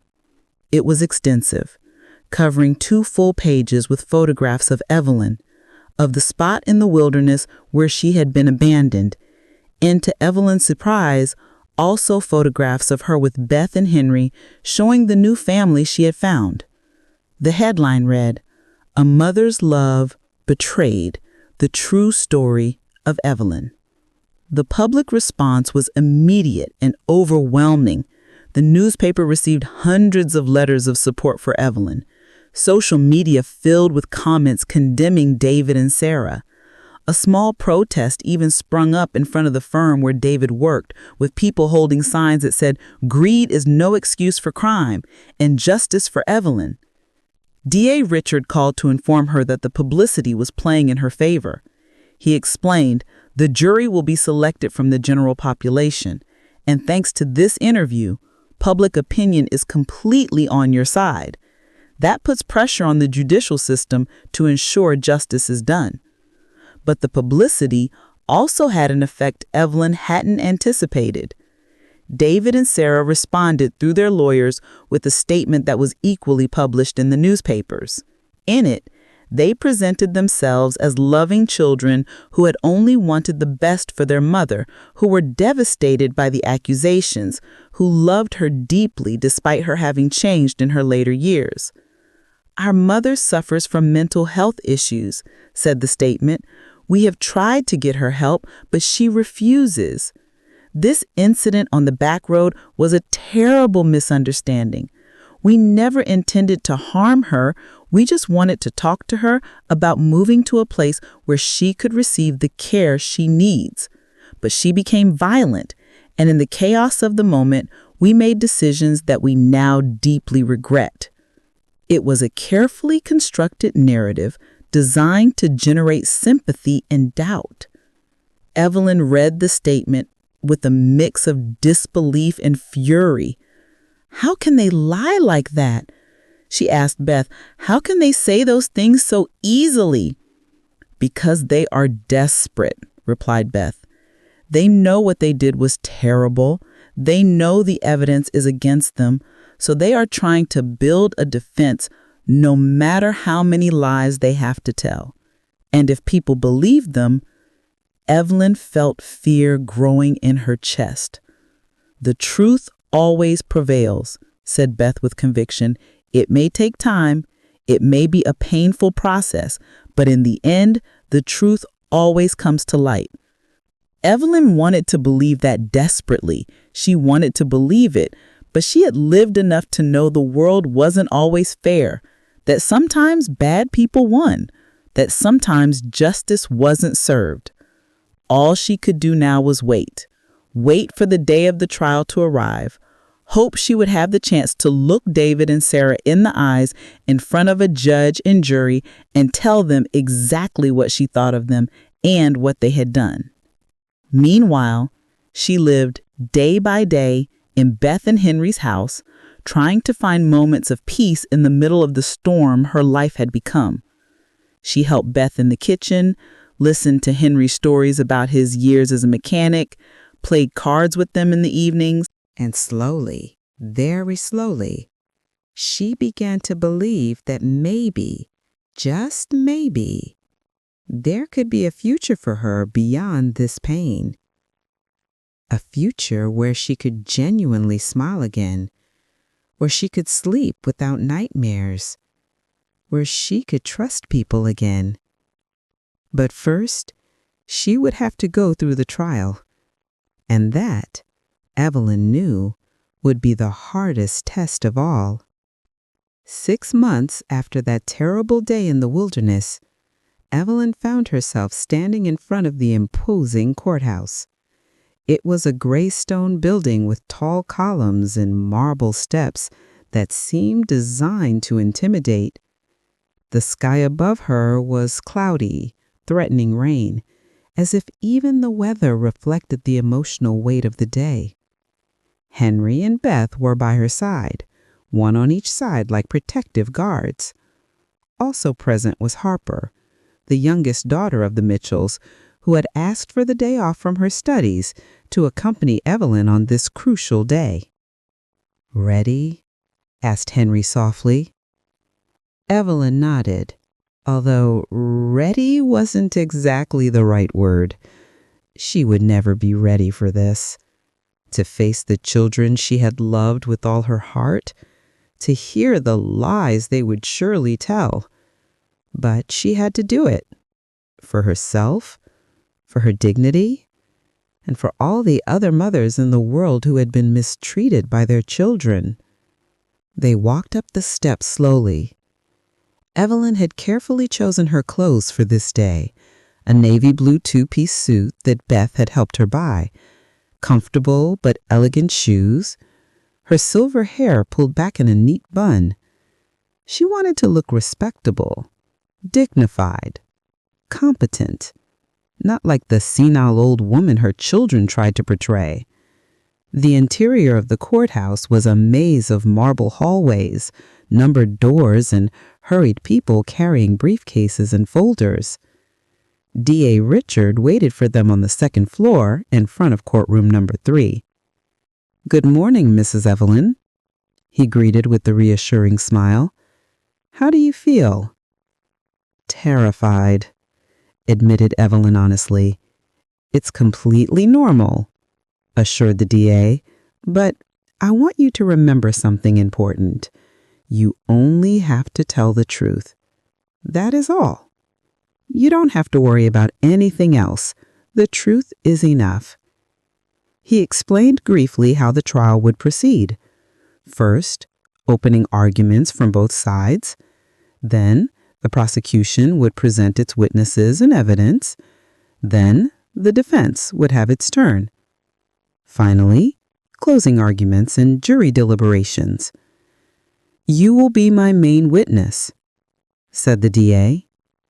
"You will probably testify on the second or third day of the trial. The defense lawyers will try to discredit you, try to confuse you with their questions, but stay calm. Answer honestly. Don't let them pressure you into saying something that isn't true." The courtroom doors opened. It was a large room with a high ceiling and dark wood panels on the walls. There were rows of benches for the public that were already filling up with curious journalists. And Evelyn noticed with a pang in her heart some familiar faces.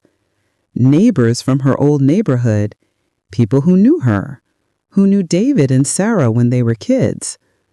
The jury was seated in a raised section to one side of the room. 12 people of different ages and backgrounds, all looking forward with serious expressions. They would be the ones to decide the fate of David and Sarah. And then Evelyn saw them. Her children were sitting at the defense table, each flanked by a lawyer dressed in an expensive suit.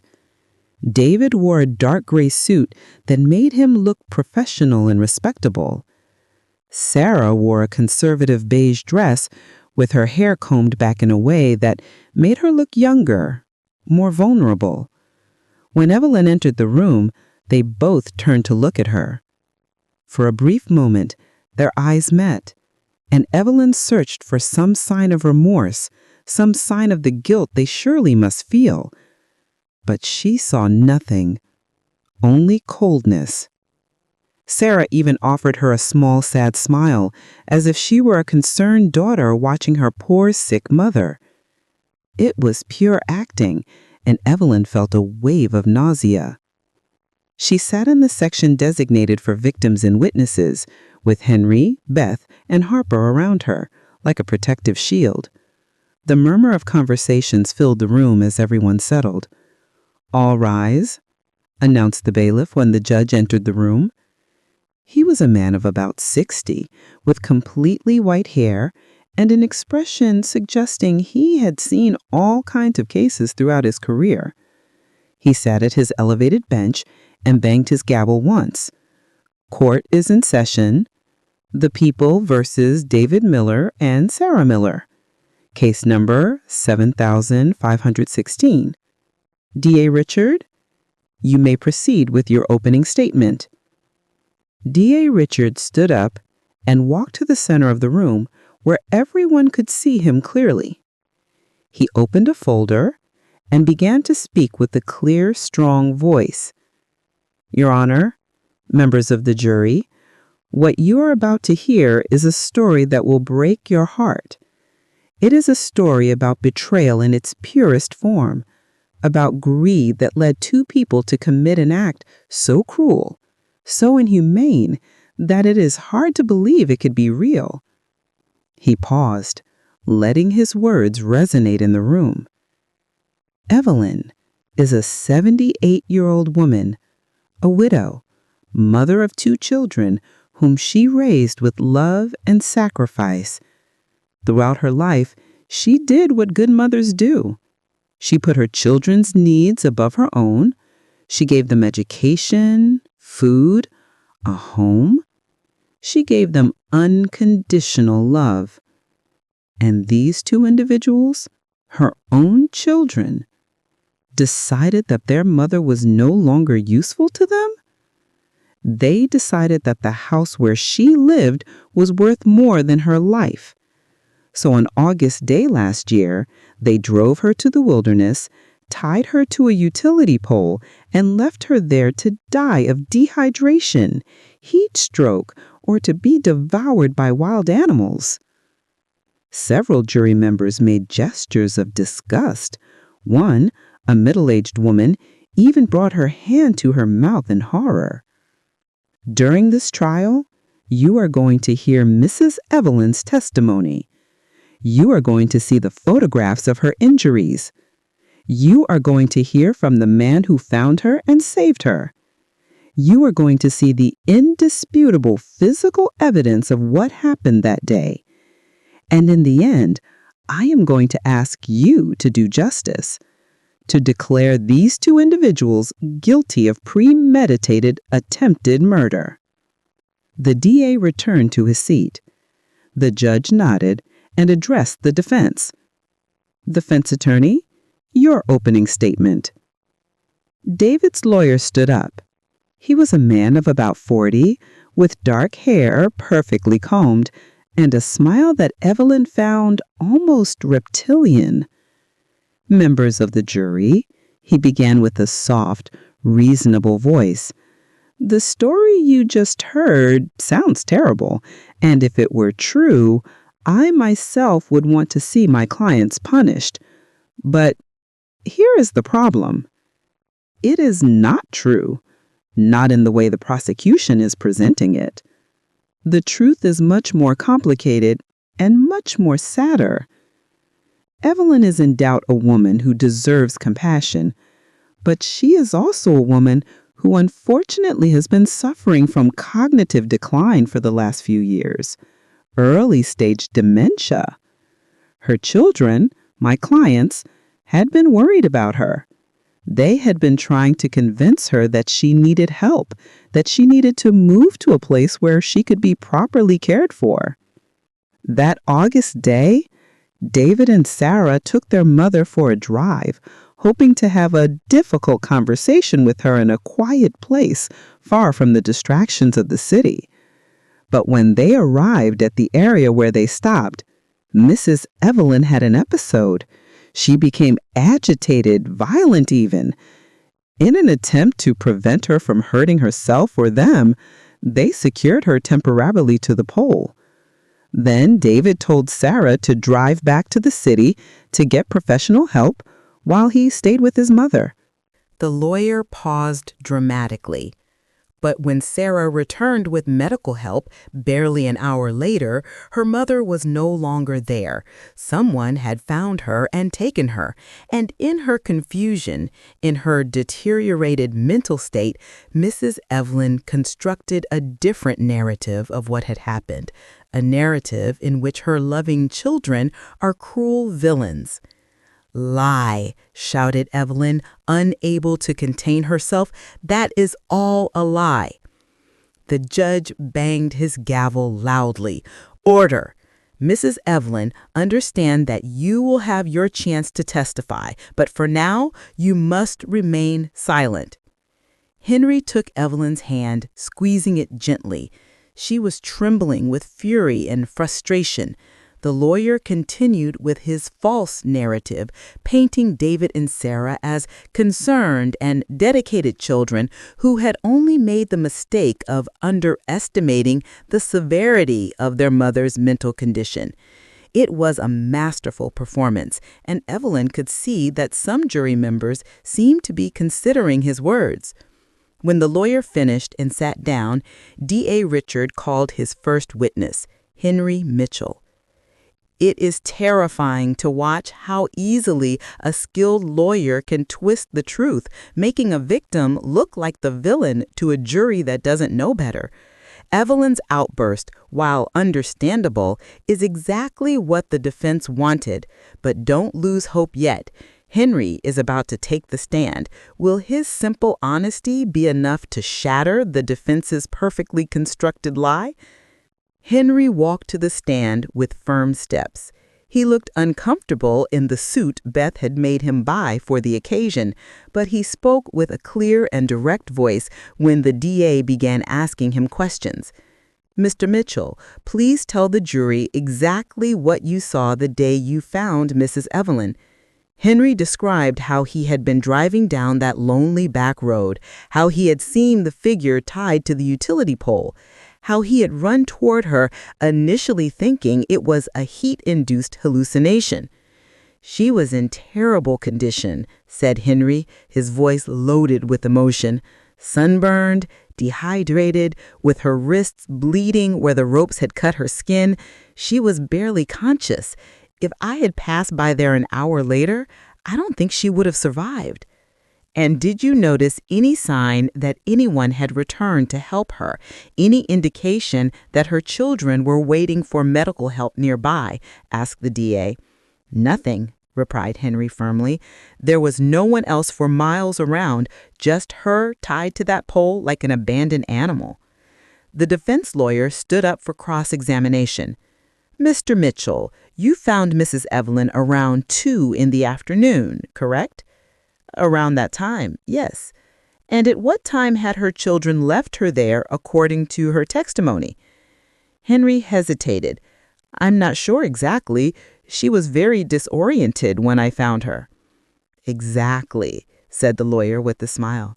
"So it is possible, isn't it true, that she had been there only an hour or even less time, given her injuries, the level of dehydration, the sunburns?" "She had to have been there several hours." But you aren't a doctor, are you, Mr. Mitchell? You aren't qualified to make those kinds of determinations. I don't need to be a doctor to see when someone has been cruelly abandoned, replied Henry, his voice rising slightly. The judge intervened. Mr. Mitchell, please limit your answers to the questions asked.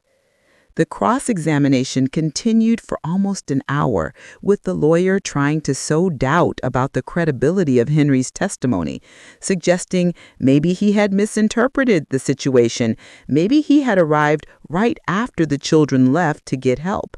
But Henry stood firm, over and over again. He repeated what he had seen. An elderly woman abandoned in the wilderness, tied to a pole, without water, without protection, without any sign that anyone planned to return for her. The next witness was Dr. George, who described Evelyn's medical condition when she was brought to the health center. He showed photographs of her injuries enlarged on a big screen so the jury could see them clearly. The images were shocking. Evelyn's wrist, cut and bleeding, her skin burned and blistered by the sun, the bruises where the ropes had pressed against her body. Several jury members made gestures of horror upon seeing the photographs. In my professional medical opinion, said Dr. George, these injuries are consistent with someone who was tied up for an extended period, exposed to the elements of the wilderness for at least 3 to 4 hours, possibly longer. The defense lawyer tried to question his assessment, suggesting maybe he had exaggerated the severity of the injuries, but Dr. George had her complete medical records, photographs dated and time-stamped, physical evidence that could not be disputed. The first day of the trial ended with the testimony of Sheriff Frank, who described how he had been alerted to the case, how he had investigated, how he had located and arrested David and Sarah. And when you arrested the defendants, did they show any concern for their mother's well-being? Asked the DA. No, replied the sheriff. In fact, when I informed their mother had been found alive, they both seemed surprised, not relieved. Surprised? That night, back at Beth and Henry's house, Evelyn could barely eat. The day had been emotionally exhausting. Seeing her children, hearing their lies, reliving the horrors of that day. You did well staying calm, said Beth while serving her chamomile tea. I know it was hard hearing all those lies. I don't know if I can do this, admitted Evelyn. Tomorrow or the day after will be my turn to testify. I'll have to sit there in front of them, in front of all those people and tell my story. And if the jury doesn't believe me, what if they think I really have dementia? Dr. George already testified that you have no signs of dementia. Your cognitive exams were perfect. They can't use that against you. They can try, said Evelyn bitterly. They can try to paint me as a confused old woman, and some people will want to believe them. Why? Because it is easier to believe an old woman is senile than to believe that children can be so cruel. Harper, who had been listening in silence, approached and took Evelyn's hands. Miss Evelyn, she said with a soft but firm voice, I was in that courtroom today. I saw the faces of the jury when they saw your photographs. I saw how they reacted when they heard the testimonies. They're not buying the defense's lies. The truth is obvious to anyone paying attention. Evelyn wanted to believe that. Desperately, she wanted to believe it. The second day of the trial began with more expert testimony. A forensic psychologist testified about the psychological profile of people capable of committing crimes against their own parents. He spoke about greed, narcissism, the complete lack of empathy required to do something like that. Then an expert on ropes and knots testified, explaining how the knots found in the ropes that had tied Evelyn required certain strength and knowledge to make. They weren't loose knots someone would make hurriedly to protect an agitated person. They were knots designed to keep someone firmly in place. Finally came the moment Evelyn had been fearing and anticipating at the same time. D.A. Richards stood up and said the words that made her heart beat like a drum in her chest. The prosecution calls Evelyn to the stand. With trembling legs, Evelyn stood up. Henry squeezed her hand once before letting go. She walked to the stand, feeling everyone's eyes in the room on her. She sat in the chair and placed her hand on the Bible while the bailiff asked her to swear to tell the truth, the whole truth, and nothing but the truth. "I do," she said, with a clear voice stronger than she expected. D.A. Richard started with soft questions, establishing who she was, her life story, her relationship with her children when they were small. Evelyn spoke about the good times, about how David and Sarah had been happy and affectionate children. She spoke about Robert and about their marriage, about the sacrifices they both had made to give their children a better life. And when did you start noticing changes in your relationship with your children? Asked the DA. Gradually, replied Evelyn. When they went to college, when they started their careers, they began visiting me less. The calls became more spaced out. When they came, they always seemed in a hurry to leave. It was as if I had become an annoying obligation instead of their mother. Then came the hard part. The DA asked her to describe the events of the day she was abandoned. Evelyn closed her eyes for a moment, gathering her courage. Then she began to speak, her voice trembling but firm. She described David's phone call, the excitement she had felt that finally her children wanted to spend time with her. She described the trip to the back roads, the growing sense of fear when she realized they were driving too far out. She described the terrible moment when David took out the ropes, when she understood what they were planning. "I begged them," said Evelyn, tears beginning to roll down her cheeks. "I reminded them of every happy moment we had shared.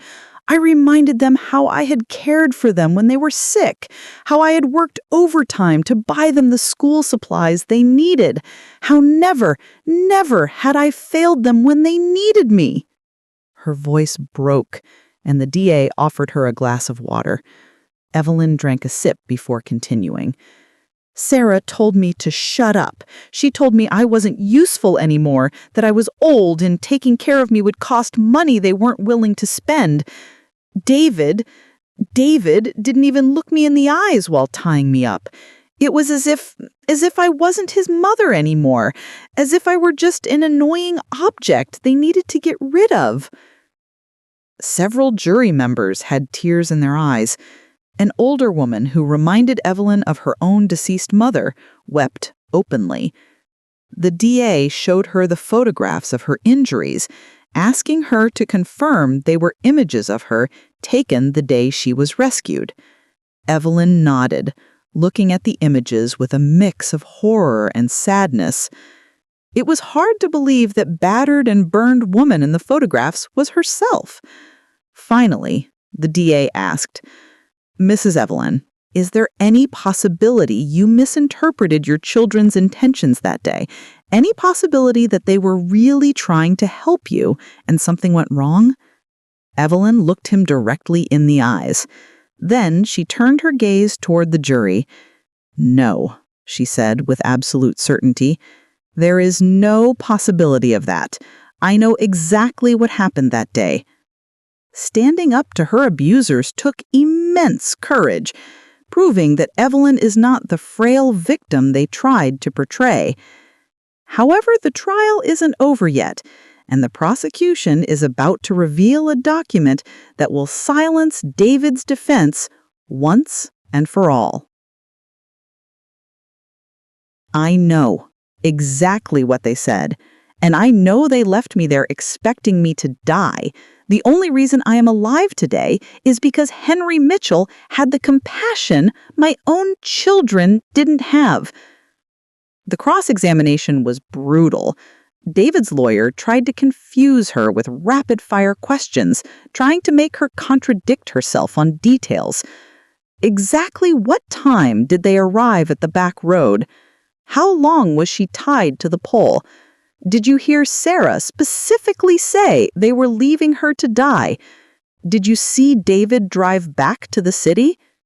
Evelyn answered every question as best she could, admitting when she wasn't sure of a specific detail, but standing firm on the main facts. "Miss Evelyn," said the lawyer with an almost compassionate voice, "is it possible the traumatic experience distorted your memories, that in the confusion and heat of the day, you misinterpreted what your children said or did?" "No," replied Evelyn firmly.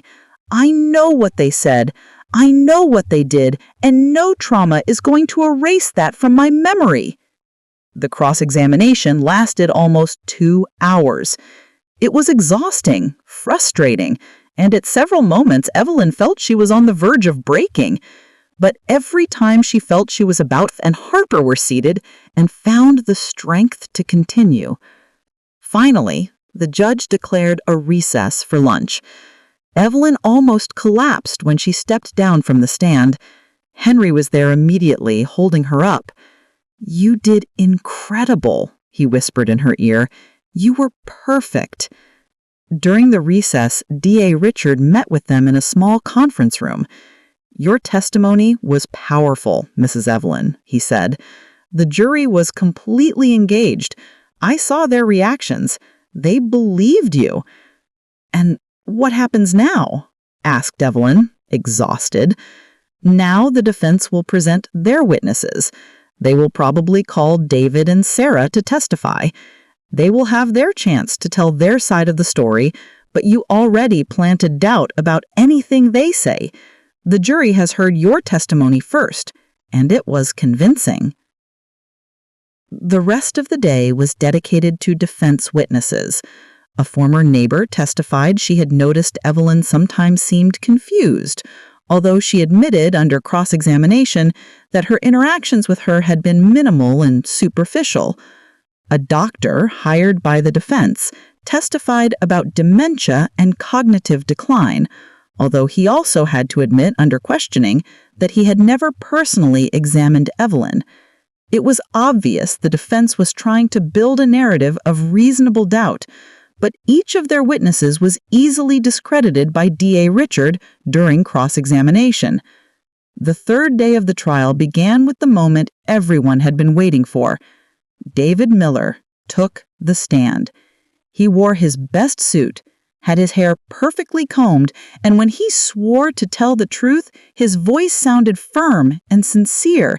He was the image of a respectable, professional man, someone you could trust. His lawyer began with questions designed to make him look like a loving and concerned son. "David, tell the jury about your relationship with your mother." "I love my mother deeply," and Evelyn almost choked on the hypocrisy of those words. "She has always been a strong, independent woman, but in recent years we noticed changes. She became more forgetful, more irritable. My sister and I were worried." He continued weaving his web of lies. He described how they had tried to convince Evelyn she needed help, that she should consider moving to a place with more care, how she had rejected all their suggestions, becoming increasingly hostile.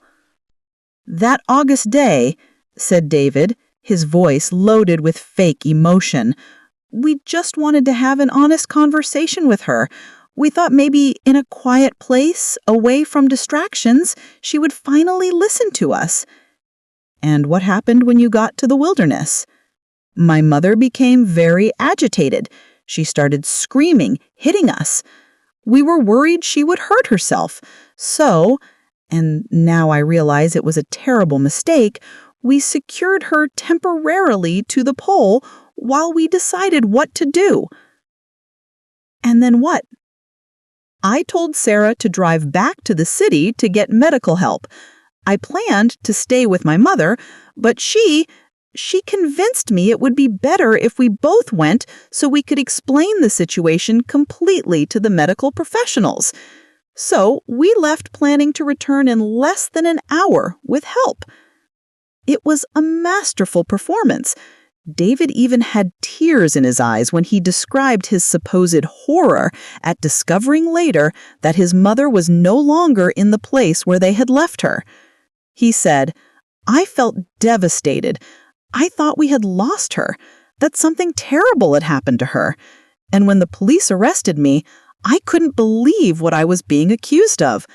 Never, never would I want to hurt my mother. I love her." D.A. Richards stood up for cross-examination with an expression of cold determination. "Mr. Miller, you say you love your mother. Is that correct?" "Yes, of course." "And when was the last time you visited her before the day you took her to the wilderness?" He hesitated. "It had been some time. I was busy with work." "How much time, specifically?" "Maybe 3 or 4 months?" 4 months without visiting your mother, whom you claim to love so much. Interesting. And how many times did you call her during those 4 months?" "I'm not sure exactly." Evelyn sat in the gallery, her hands gripping the wooden bench until her knuckles turned white. She wasn't listening to the lawyer's strategy anymore. She was studying the face of the man on the stand. It was the same face she had kissed 1,000 times, yet she realized with a chilling clarity that she was looking at a stranger. There was no remorse in his eyes, only the panicked calculation of a trapped animal. Seeing him sweat, seeing him lie so easily about Loving her while his debts were exposed didn't bring her the satisfaction of revenge. Instead, it brought a profound, quiet grief. It was the funeral of her motherhood. In that moment, the umbilical cord was finally, painfully cut. She wasn't losing a son today. She was realizing she had lost him years ago to the cold idol of greed. And for the first time in months, she felt the heavy chains of guilt fall from her shoulders. It wasn't her fault. It had never been her fault. "No, that's not true." "Then explain this." The DA pulled a document from his folder. "This is a sales contract for your mother's property dated 2 weeks before the day you took her to the wilderness. Can you explain how you planned to sell a house that didn't belong to you while your mother was still living in it?" This is the moment where their web of lies finally unravels. Proof that this wasn't an accident, but a calculated plan based on greed. If you're rooting for Evelyn, keep listening, because the judge's final sentencing is going to be exactly what they deserve. David was speechless. His face paled and his hands trembled visibly. We were going to talk to her about that. Talk to her or get rid of her so she couldn't object." "Objection," shouted the defense lawyer. "The prosecutor is badgering the witness." "Sustained," said the judge. "D.A. Richard, moderate your tone." But the damage was already done. The jury had seen the documentary evidence. They had seen David sweating and stuttering, unable to provide a coherent explanation. The cross-examination continued for another hour, with the DA systematically dismantling every part of David's story. By the time he finally finished, David looked like a destroyed man, his mask of concerned son completely shattered. Sarah was called to the stand next. Her strategy was slightly different. She cried a lot talking about how much she loved her mother, about how this terrible situation was a misunderstanding. But the DA was equally prepared for her too. He pulled out bank statements showing Sarah also had financial problems.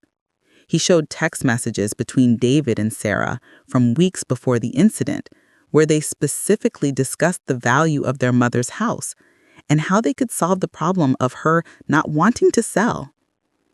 "We need to find a permanent solution," read the DA from one of the messages. What exactly did permanent solution mean, Miss Miller? "We just wanted to convince her." "Convince her or eliminate her?" We never said anything about eliminating her. But that was the plan, wasn't it? Take her far enough away, leave her in conditions where she wouldn't survive, and then inherit her property. No, that's not true. But her denial sounded hollow, especially when the DA presented more messages, more evidence of the planning that had occurred before that fatal day. Closing arguments were presented the fourth day of the trial. The defense lawyer did his best to sow reasonable doubt, arguing it was all a terrible misunderstanding, that his clients had made errors in judgment, but not crimes. But DA Richard was devastating in his closing argument.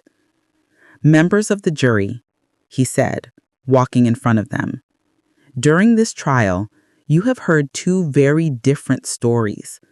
On one hand, you have the story of David and Sarah Miller, a story that changes according to the evidence presented, a story full of contradictions and convenient forgetfulness.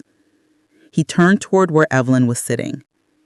And on the other hand, you have the story of Evelyn, a story that has been consistent from the first moment, a story backed by physical evidence, photographs of her injuries, testimony from the man who found her, medical records, text messages showing her children's planning. He paused, letting his words resonate. This case is not complicated. It is simple and heartbreaking. Two people decided money was more important than their mother's life. They made a conscious decision to take her to the wilderness and leave her to die. Only by luck, by the kindness of a stranger, did she survive to tell us the truth. He walked toward the defense table, pointing at David and Sarah. These individuals do not deserve your compassion. They do not deserve the benefit of the doubt. What they deserve is to face justice for the horrible crime they committed.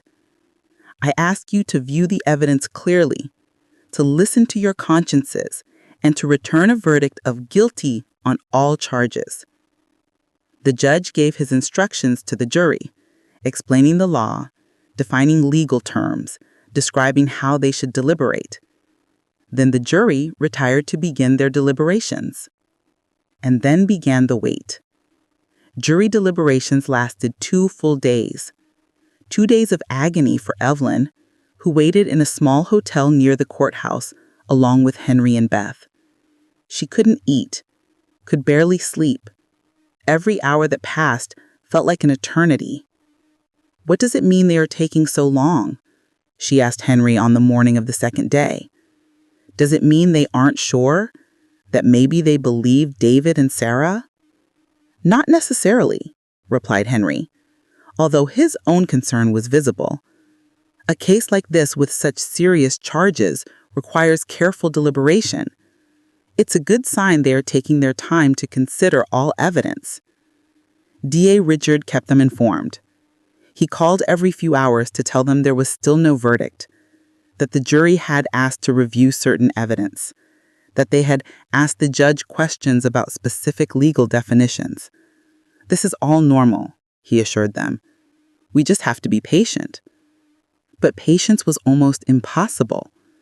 Evelyn found herself constantly reviewing her testimony in her mind, wondering if she had said something wrong, if she had forgotten to mention some important detail. Beth tried to distract her with conversations about other topics, about plans for when all this was over, about a small party they wanted to throw in her honor in town. But Evelyn could barely focus on anything other than the trial. The afternoon of the second day of deliberations, Henry's phone rang. It was DA Richard. The jury has reached a verdict. You need to be in court in 30 minutes. The trip back to the courthouse was a blur. Evelyn felt as if she was outside her body, watching everything from a distance. Her hands trembled as she climbed the building stairs. The courtroom was even more full than during the trial. Journalists crowded the front rows. There were TV cameras outside the building. This story had captured the attention of the whole country, becoming a symbol of the growing disconnection between generations, of the danger of extreme materialism. Evelyn took her seat with Henry and Beth on her side. David and Sarah were already there, sitting at the defense table. Both looked pale and nervous. The judge entered and everyone stood up. Then the jury was escorted back into the room. Evelyn studied their faces, trying to read some clue about what they had decided, but all maintained carefully neutral expressions. "Has the jury reached a verdict?" asked the judge. The jury foreman, a middle-aged man with glasses, stood up. "Yes, Your Honor. In the case of the people versus David Miller, how does the jury find?" The foreman looked directly at David. "On the charge of attempted first-degree murder, we find the defendant guilty." A murmur ran through the room. Evelyn felt her legs go weak. Henry took her hand and squeezed it tightly. "On the charge of kidnapping, we find the defendant guilty. On the charge of elder abuse, we find the defendant guilty." The judge banged his gavel to silence the growing noise in the room. "And in the case of the people versus Sarah Miller," the foreman turned his gaze toward Sarah, who had tears rolling down her cheeks. "On the charge of attempted first-degree murder, we find the defendant guilty. On the charge of kidnapping, we find the defendant guilty. On the charge of elder abuse, we find the defendant guilty." Evelyn began to cry. They weren't tears of joy exactly, but a complex mix of relief, sadness, and an overwhelming sense of validation. The judicial system had worked. Truth had prevailed. Sarah collapsed in her chair, sobbing uncontrollably. David had his head in his hands. Their lawyers seemed defeated, knowing this was a devastating blow. The judge set the sentencing date for 3 weeks later. Both defendants were remanded back into custody to await sentencing. While bailiffs led them out of the room, Sarah turned to look at Evelyn once more. "Mom," she shouted. "Mom, please, I'm sorry. Please forgive us." But Evelyn turned her face away. She couldn't look at her, couldn't give her the comfort Sarah sought. That bridge had been burned completely, reduced to ashes by the flames of betrayal. Outside the courthouse, journalists pounced on them. Cameras and microphones pushed toward Evelyn's face while a crowd of voices shouted questions. "Mrs. Evelyn, how do you feel about the verdict? Is there any chance you'll forgive your children? What message do you have for other families facing similar situations?" DA Richard and several police officers formed a protective barrier around Evelyn, guiding her toward Henry's car. But before getting into the vehicle, Evelyn stopped and turned toward the cameras. Everyone quieted down, waiting for her words. "Today," said Evelyn with a clear voice, "justice was served, but there is no victory here. There is no joy, only sadness for what was lost, for what was destroyed.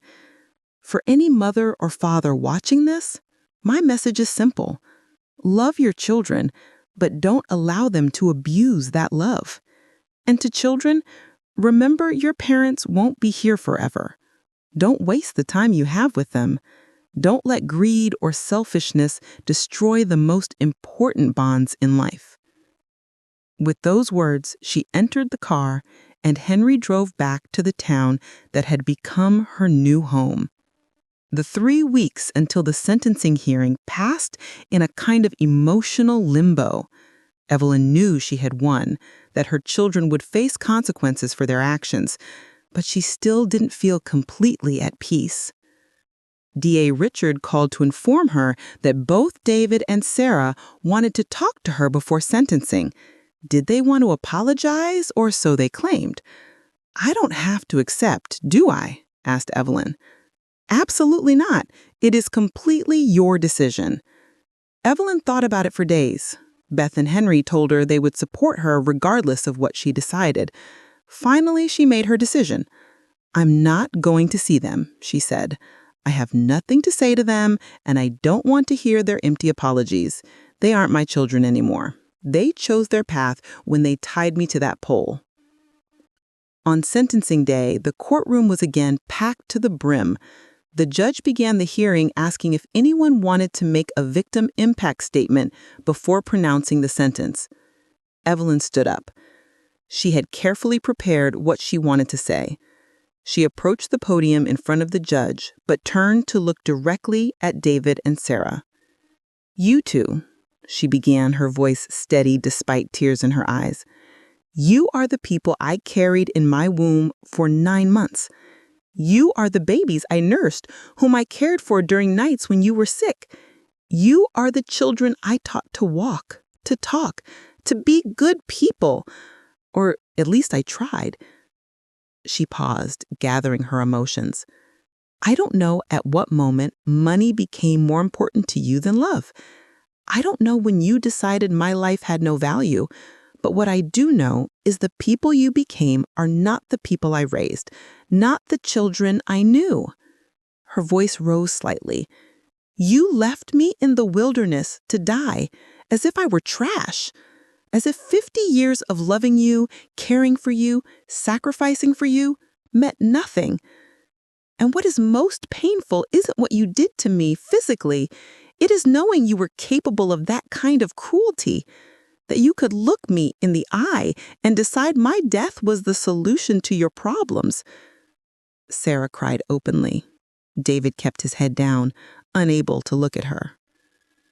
"I want you to understand something. I survived. I found people who showed me there is still goodness in the world, that there are still families who care for each other, not out of obligation, but out of genuine love.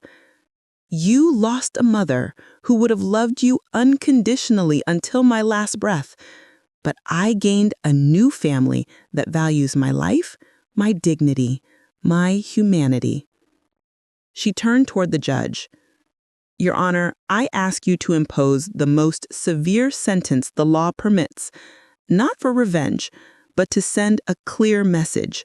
The lives of the elderly have value.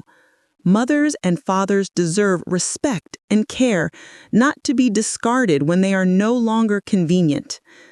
She returned to her seat, feeling as if a huge weight had been lifted from her shoulders. She had said everything she needed to say. The judge took a moment before speaking, looking at the documents in front of him and then at the defendants. "David Miller, Sarah Miller, stand up." Both stood up, wobbling slightly. "In my 32 years as a judge," began the judge, "I have seen many disturbing cases. But this is among the most despicable I have ever encountered. You didn't just try to kill your mother. You did it in the cruelest way possible, abandoning her to suffer before dying." His voice became harder. "The trust a parent has in their children is sacred. You betrayed that trust in the most horrible way imaginable. And you did it for greed, for money. There was no threat to your lives. There was no reason except your own selfishness." He looked at his documents again. "On the charge of attempted first-degree murder, I sentence each of you to 20 years in prison. On the charge of kidnapping, 5 additional years. On the charge of elder abuse, 3 additional years. Sentences will be served consecutively, not concurrently. That is a total of 28 years in prison for each of you." While 28 years is a heavy sentence, it brings a necessary sense of closure and safety that Evelyn has earned after such an ordeal. It's a powerful reminder that justice can prevail even when the odds seem stacked against you. A murmur ran through the room. It was a severe sentence, but given the circumstances of the crime, completely justified. "Furthermore," continued the judge, "I order that upon your release, if that day arrives, you will have permanent restraining orders against Evelyn. You may not approach her, contact her directly or indirectly for the rest of your lives." He banged his gavel. "Court is adjourned." Evelyn felt as if she could finally breathe after holding her breath for months. 28 years. Her children would pass the next nearly 3 decades in prison. By the time they got out, she probably wouldn't be alive. It was a sad realization, but also liberating. It meant she could live the rest of her life without fear, without having to look over her shoulder, without worrying that David and Sarah might try to finish what they had started. The media surrounded her again upon leaving the building, but this time Evelyn was prepared. She had asked the DA to prepare a brief statement. Today, justice was done. My hope is this case serves as a warning of the dangers of valuing material possessions above human relationships. I hope it inspires families to communicate better, to care for each other, to remember that money comes and goes, but time with our loved ones is irreplaceable. She finished with a more personal note. I want to thank everyone who supported me during this terrible period. Beth and Henley Mitchell, who took me in when I had nowhere to go, who showed me family is not just blood, but love and compassion. To the whole town that has embraced me as one of their own, and to everyone who sent letters, prayers, and words of encouragement, you have shown me that despite the evil I experienced, the world is full of much more goodness. On the way back to town, Evelyn looked out the car window, watching the landscape pass. It was early spring, now almost a year after that terrible day in the wilderness. The trees were blooming, filling the air with sweet scents. The world kept turning. Life went on as it always did. "What are you thinking about?" asked Beth softly from the front seat. "Everything," replied Evelyn. "How much has changed in a year, how different my life is now." "For better or worse?" asked Henry. Evelyn considered the question. She had lost her children, she had experienced unimaginable betrayal, she had been on the verge of death, but she had also found a new family. She had discovered reserves of strength she didn't know she possessed. She had learned she deserved to be loved and respected. "For the better," she said, finally, surprising herself by the certainty in her voice. "I wouldn't choose to go through what I went through again, but it brought me here to you, to this new life, and for that, strangely, I am grateful." When they arrived in town, they were greeted by a scene Evelyn would never forget. The town residents had organized a celebration in her honor. The town square was decorated with banners and balloons. There were tables full of food different families had prepared. A small stage had been set up where a local band was playing music. "What is all this?" asked Evelyn, completely surprised. "It's for you," said Beth with a radiant smile. "The town wanted to celebrate your strength, your bravery. They wanted to show you how much you mean to all of us." As Evelyn got out of the car, people began to applaud. Some came over to hug her. Others offered flowers. Small children handed her drawings they had made for her. The town mayor, an older man with an impressive mustache, went up on stage and asked for silence. "Evelyn," he said with a strong voice, "you came to our town under the most terrible circumstances. You were treated with a cruelty no one should experience. But your strength, your dignity, your refusal to be destroyed by that cruelty has inspired everyone who knows your story." The crowd applauded again. "Therefore," continued the mayor, "on behalf of all residents of this town, we want to declare you an honorary citizen. This is your home now, for as long as you want to stay. You are part of our family." He presented her with a framed certificate declaring her an honorary citizen of the town. Evelyn took it with trembling hands, tears rolling freely down her cheeks. "I don't know what to say," she whispered. "I never expected." "You don't have to say anything," said Beth, hugging her tightly. "Just accept the love.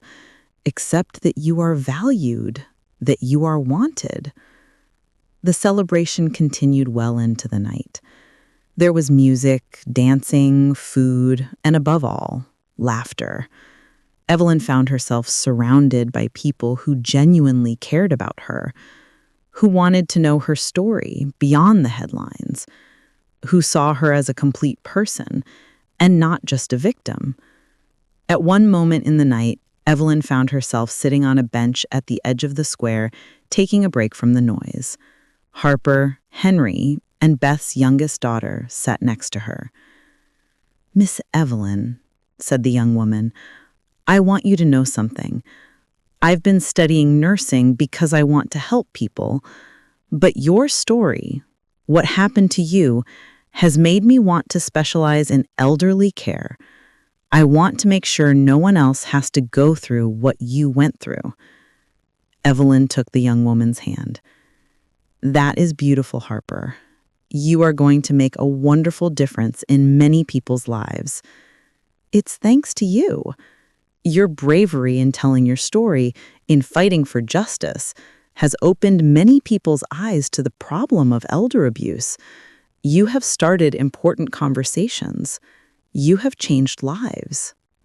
Evelyn had never thought of her experience that way. She had been so focused on her own pain, on her own fight for justice, that she hadn't considered the broader impact her story could have. If something good can come of all this, if my story can prevent another person from being treated like I was treated, then maybe, it was worth living it. As the night advanced and the celebration began to wind down, Henry and Beth accompanied Evelyn back to her house. On the porch, before entering, Evelyn stopped and looked at the stars shining in the night sky. "You know," she said, thoughtfully, "for a long time after the wilderness, I dreamed about that day constantly.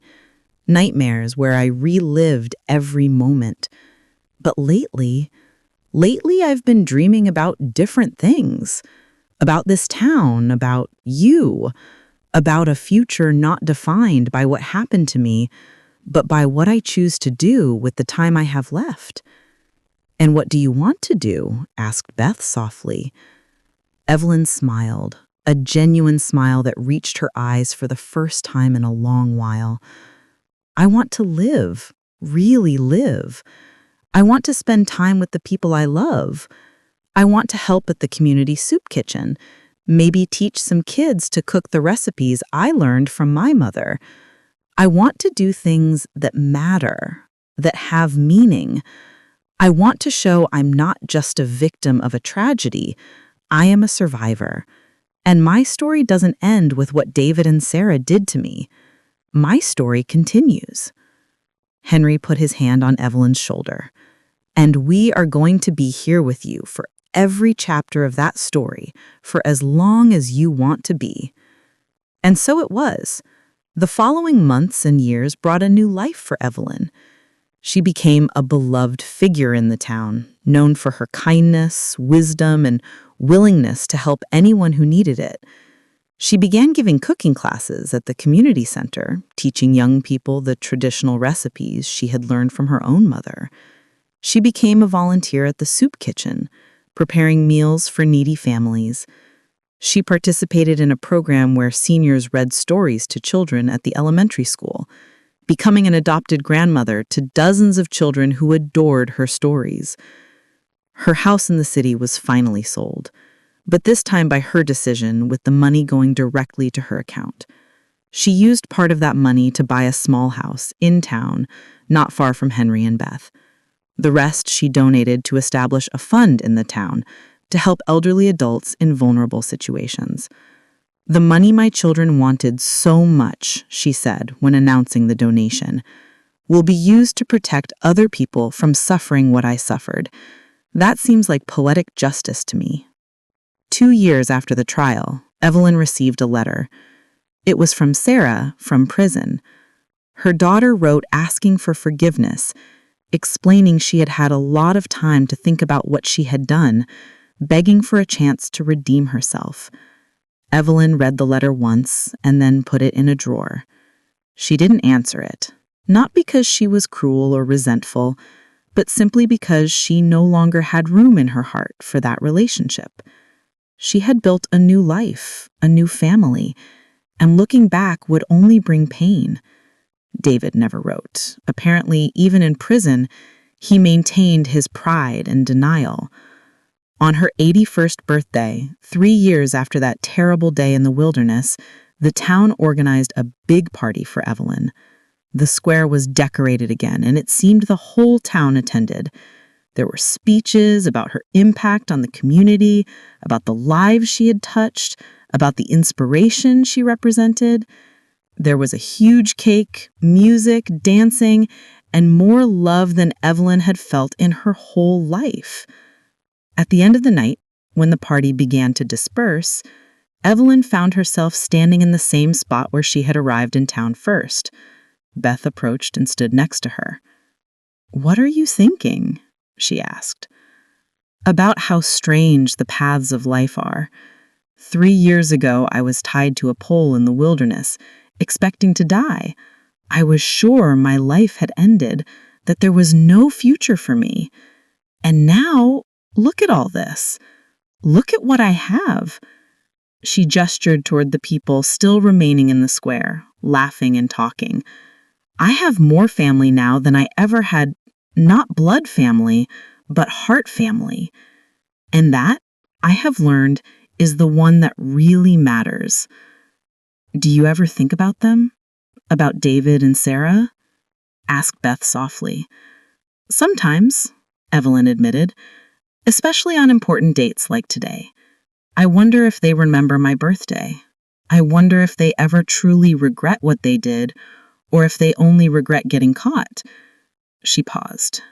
"But it doesn't hurt like it used to hurt. Time doesn't heal all wounds, but it does make them more bearable. And I have filled my life with so much love, with so many positive things that there isn't much room left for pain." Beth hugged her. "You are one of the strongest people I have known, and I feel honored to call you my friend, my sister, my family." 5 years after the incident, when Evelyn was 83, Evelyn received an unexpected invitation. A national organization against elder abuse wanted to honor her with a special award for her bravery in speaking about her experience and for her subsequent work in raising awareness about the problem. The ceremony would be in Washington, D.C., with national media coverage. At first, Evelyn hesitated. The idea of reliving everything publicly again was daunting, but Henry and Beth encouraged her. "Your story needs to be told," Henry said. "There are so many older people suffering in silence, being mistreated by their families, and feeling they have nowhere to go, no one to turn to. If they hear your story, if they see you survived and thrived, it could give them the courage to seek help." So Evelyn accepted, and on a sunny October afternoon, she found herself standing on a stage in front of hundreds of people accepting a Crystal Award, while the audience stood and applauded. But the most significant thing wasn't the award. It was what happened after. And the following days and weeks, Evelyn received hundreds of letters from people all over the country. Some were from seniors, sharing their own stories of abuse or neglect. Others were from adult children mortified by David and Sarah's actions, vowing to be better to their own parents. One letter in particular touched Evelyn deeply. It was from a 65-year-old woman who had been emotionally abused by her daughter for years. Evelyn's story had given her the courage to seek help, to leave that toxic situation. Now she was living in a women's shelter. But for the first time in years, she felt hope. "You saved me," the woman wrote. "Your bravery gave me bravery. Your story showed me I wasn't alone, that I deserved better. Thank you for speaking out. Thank you for being so strong." Evelyn placed that letter in a special place in her home. It was a reminder that her suffering hadn't been in vain, that something positive had come out of that terrible experience. It is profoundly moving to witness how Evelyn transformed her deepest trauma into a lifeline for others, proving that even the darkest chapters can lead to a purposeful ending. She has truly found peace. But as time marches on, a final headline is about to arrive.